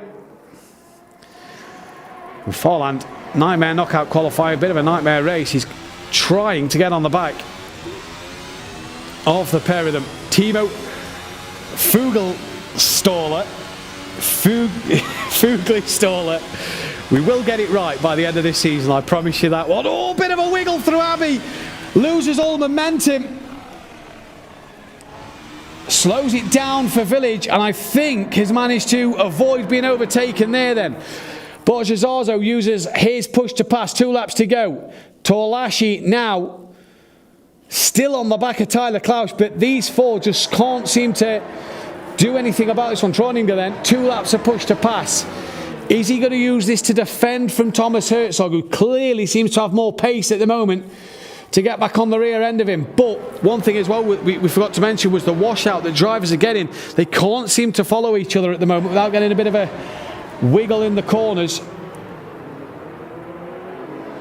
And that's why you might see some of them pull out of the slipstream at certain parts of the lap. Yannick Pletcher still 2 laps of push to pass to go, and has still gapped Joshua Hader an extra 2 seconds since we last went on him. Here is Fabio Schlegel in our Zurich Lounge in Kemptthal.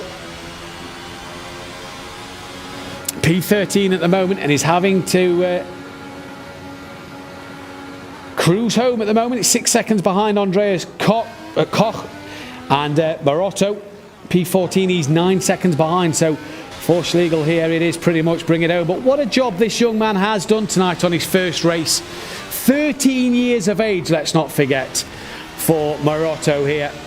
And to be P14 is a pretty good first race for this young man. Clearly a fine future ahead of him. Torlashi now once again on the back of Tyler Klausch at Kops, but can't get the move done. He's running out of time. Yannick Pletcher uses a push to pass. Starts the penultimate lap of this race. Thomas Herzog can't get close to Troninger. Klaus getting a little closer to Herzog. Torlashi still trying to get closer. You see there 4 drivers, 4 different lines down this back straight. Just clearly not wanting to follow each other in the slipstream. And is that Klaus just trying to get a little closer? Him and Herzog still have 1 lap of push to pass left. Let's not forget Torlachi has none. So not a single lap of push to pass for this man. In the 10th place at the moment, so it will be points for him at the end of the day as well. So good start for him in his season. Reiniger does his personal best lap of the race. And here is Tyler Klausch trying to get on the back of Thomas Herzog. P8 could be a couple more points for him in this race. Yannick Pletcher out front. What a job he's done. Joshua Hader using a bit of push to pass.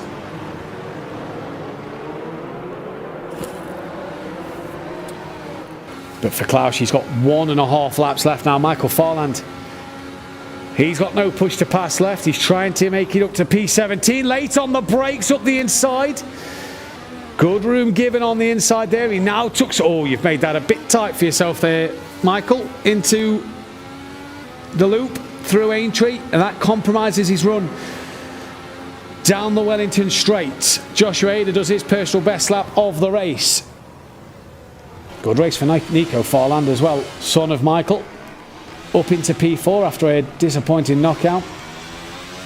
Good pace for Michael here though. He keeps getting on the back of...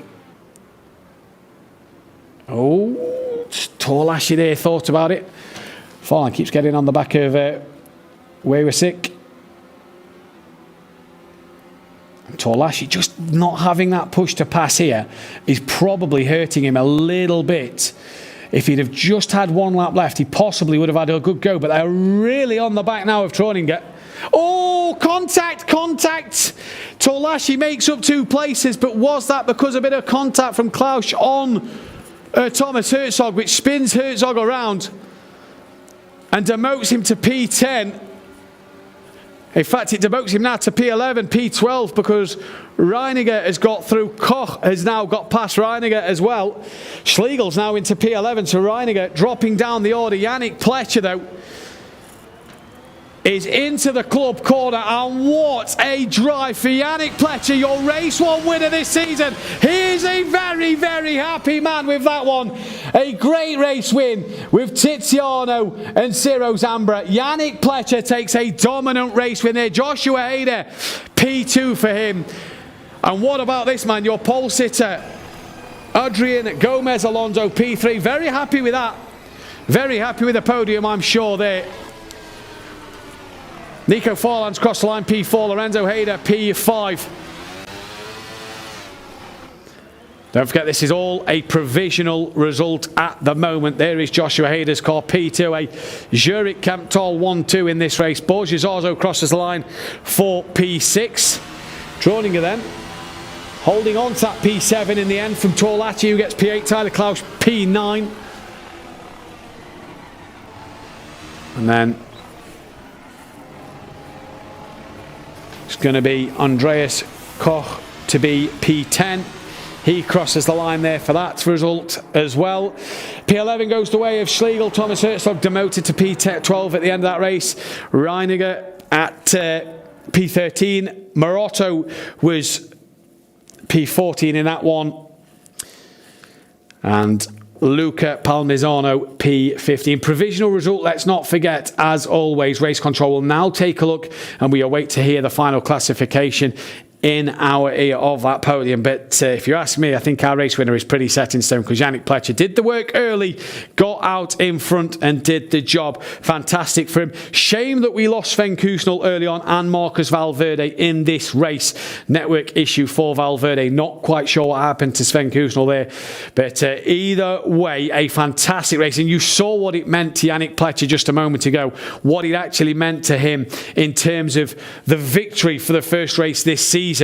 And that is a fantastic result for the young man. He will be absolutely thrilled with that one in this race, no doubt. This, though, look at the reaction there from Yannick Pletcher.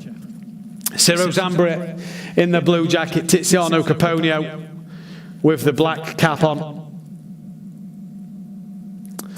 That then, your provisional result: Yannick Pletcher P1, Joshua Hader P2, and Adrian Gomez Alonso P3 is your provisional podium. And we wait to hear the full classification, and hopefully them drivers keep that position and keep it as it stands. What a drive for Yannick Pletcher. And you saw what it meant to him in them images there with his friends and family as well. It was a great drive from him.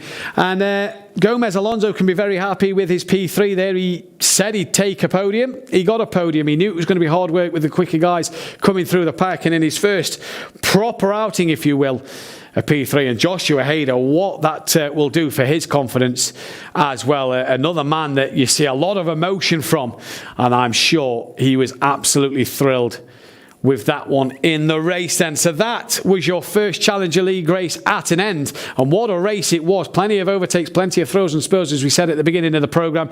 The Racer League will be back tomorrow. And for the Challenger League, boys, they have to wait for the qualifying period to open up on the 15th of May till the 24th of May, where they will get the chance to qualify to take part for the Red Bull Ring on the 26th of May, which will bring you all that action live here at Racing Unleashed. Red Bull Ring, the track next. Yannick Pletcher could be the championship leader going into that one, which would mean obviously he would be at the back of the knockout qualifying. And let's not forget the penalty point system. Any driver is going to pick up penalty points in this race. That's going to be the big one for them to see if they will. And there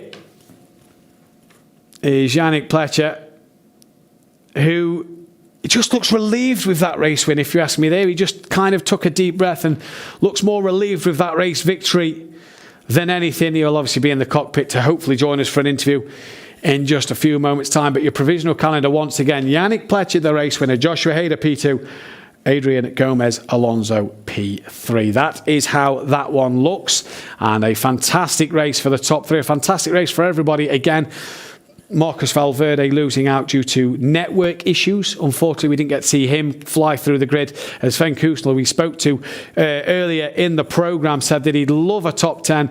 Not sure what happened there either. There's Borges Arzo, who bringing you his coverage live on his own stream once again. It's not the win for him today that he maybe would have wanted, but either way, it's another stream well done for him, and it's another race under the bag. And it was points from a very difficult position on the grid for Borges Arzo, come from by the back, and it was fantastic to see him come through the pack towards the front and get this one done.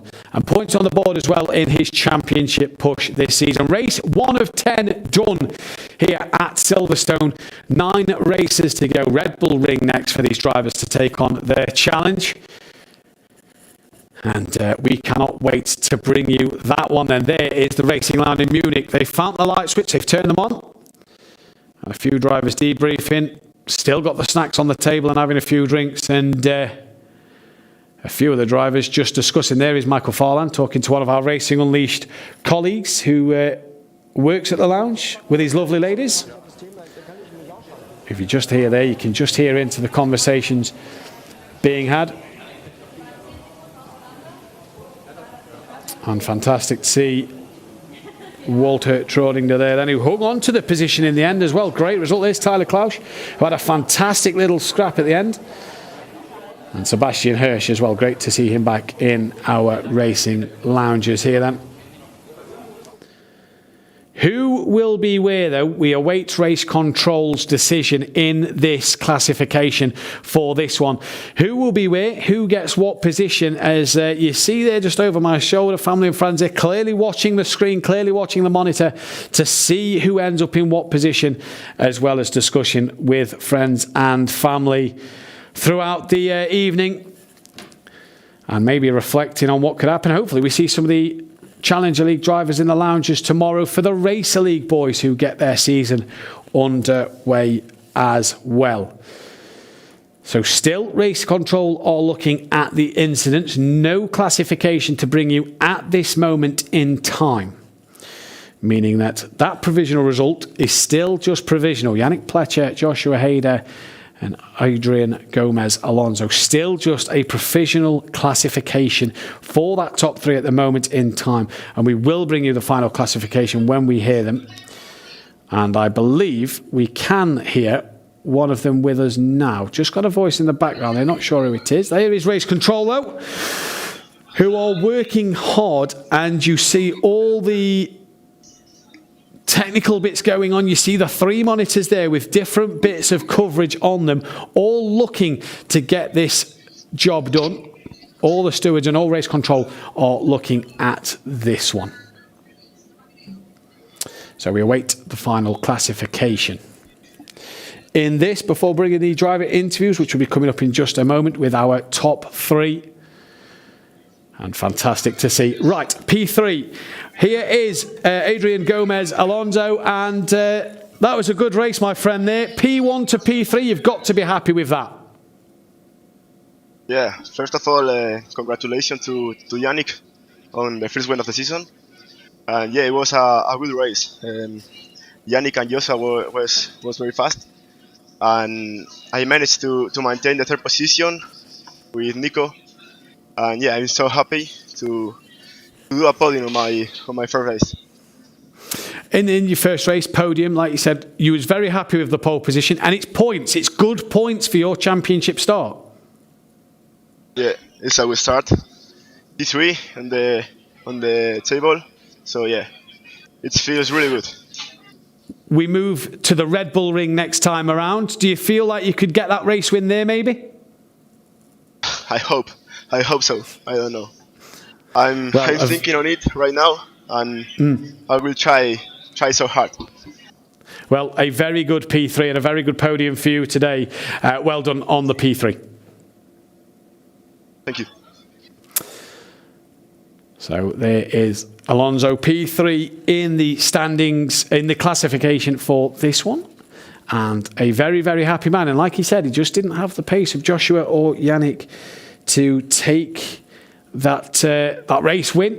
Yannick got the job done very, very early on. Let's not forget he used his push to pass straight away. And this is the thing this season, is these tactics are going to come into play where we're going to see drivers use it late, we're going to see drivers use it early. Here is P2, and it is Joshua Hader with us now. Joshua, great race. Thank you, mate. P2, happy?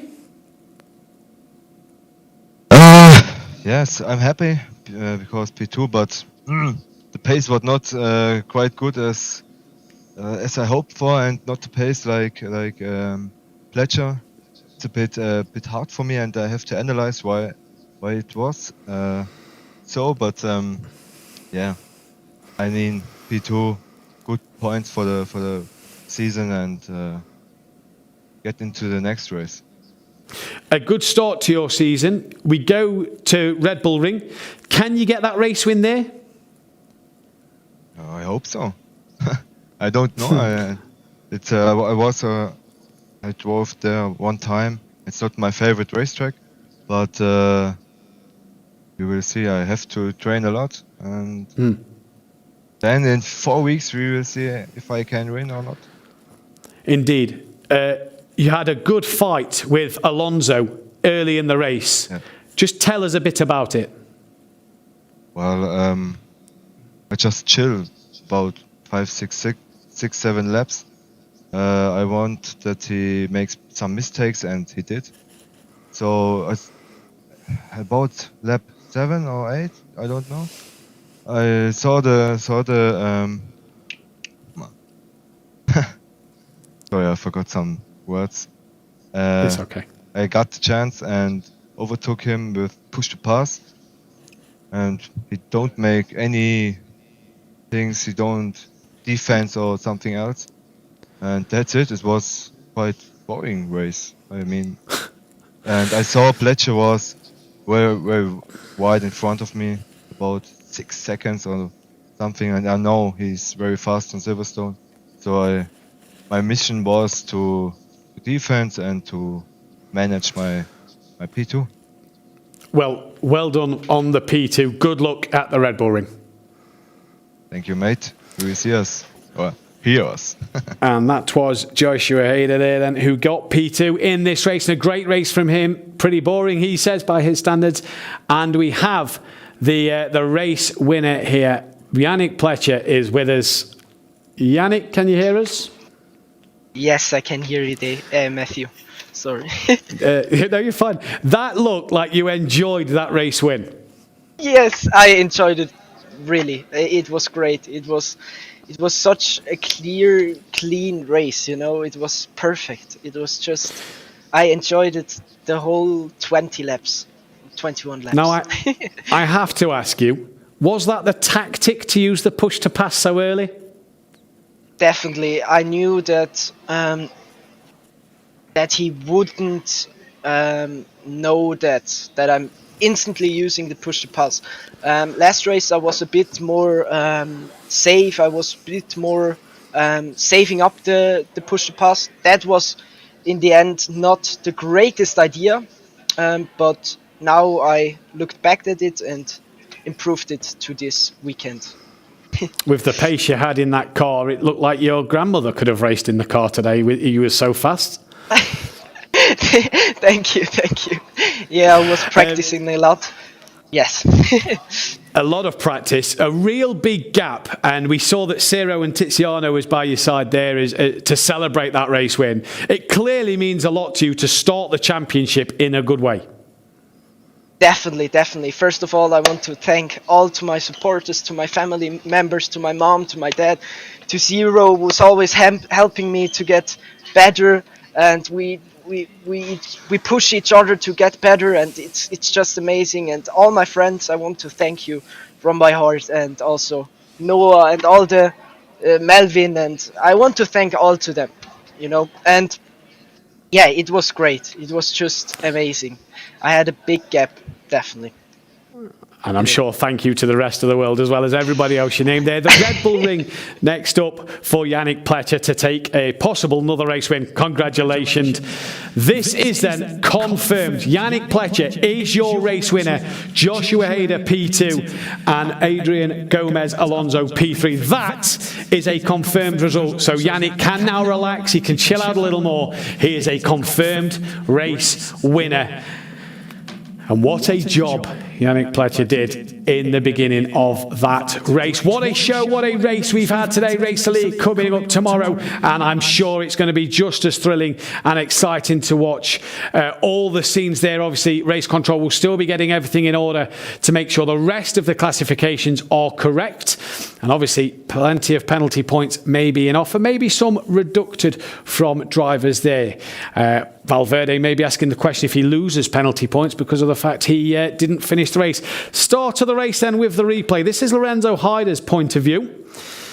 And off the line, what a launch you see there from Yannick Pletcher already at the start of the race. And Lorenzo Haider as well just cuts through the pack like a knife through butter. And a great launch from Lorenzo Haider there then. And look at that, around the outside of a couple more. Oh, that's just a little unlucky.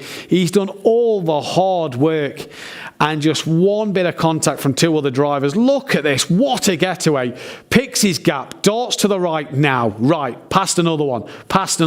He's ticking them off as he's going here. Great through Abbey.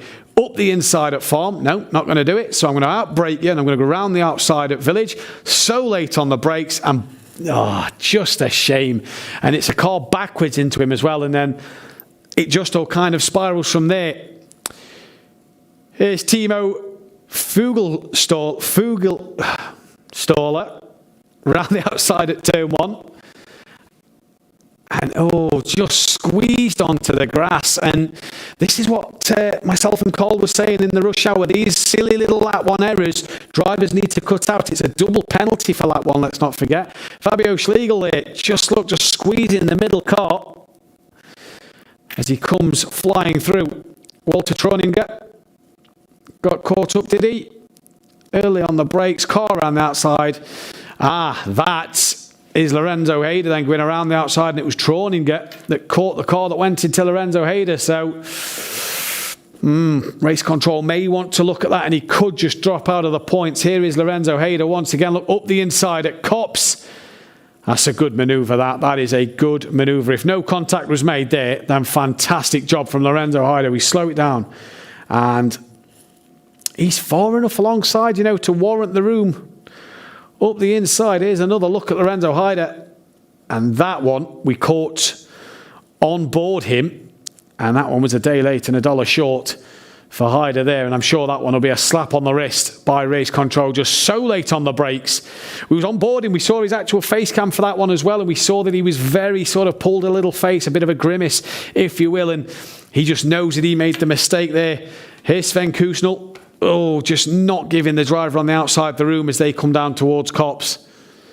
And it's just these silly little errors. And it was Morotto as well, our youngster, who kept hold of his line. And it's these silly little errors here that drivers have just got to cut out. Lorenzo Hayder again, God, he was in the thick of it. Did he just chop the nose off there? Unsure. But it's these little errors that drivers have got to wash with these penalty points. That was a moment we saw. He's gone onto the gravel. So let's talk us through it. Right, so he's coming to Brooklands. He's clearly getting side by side. He's clearly now ahead. He's fully ahead. So the corner's his once again. The problem is he's gone wide now. He's got cars coming underneath him. He runs wide on the exit of Luffield.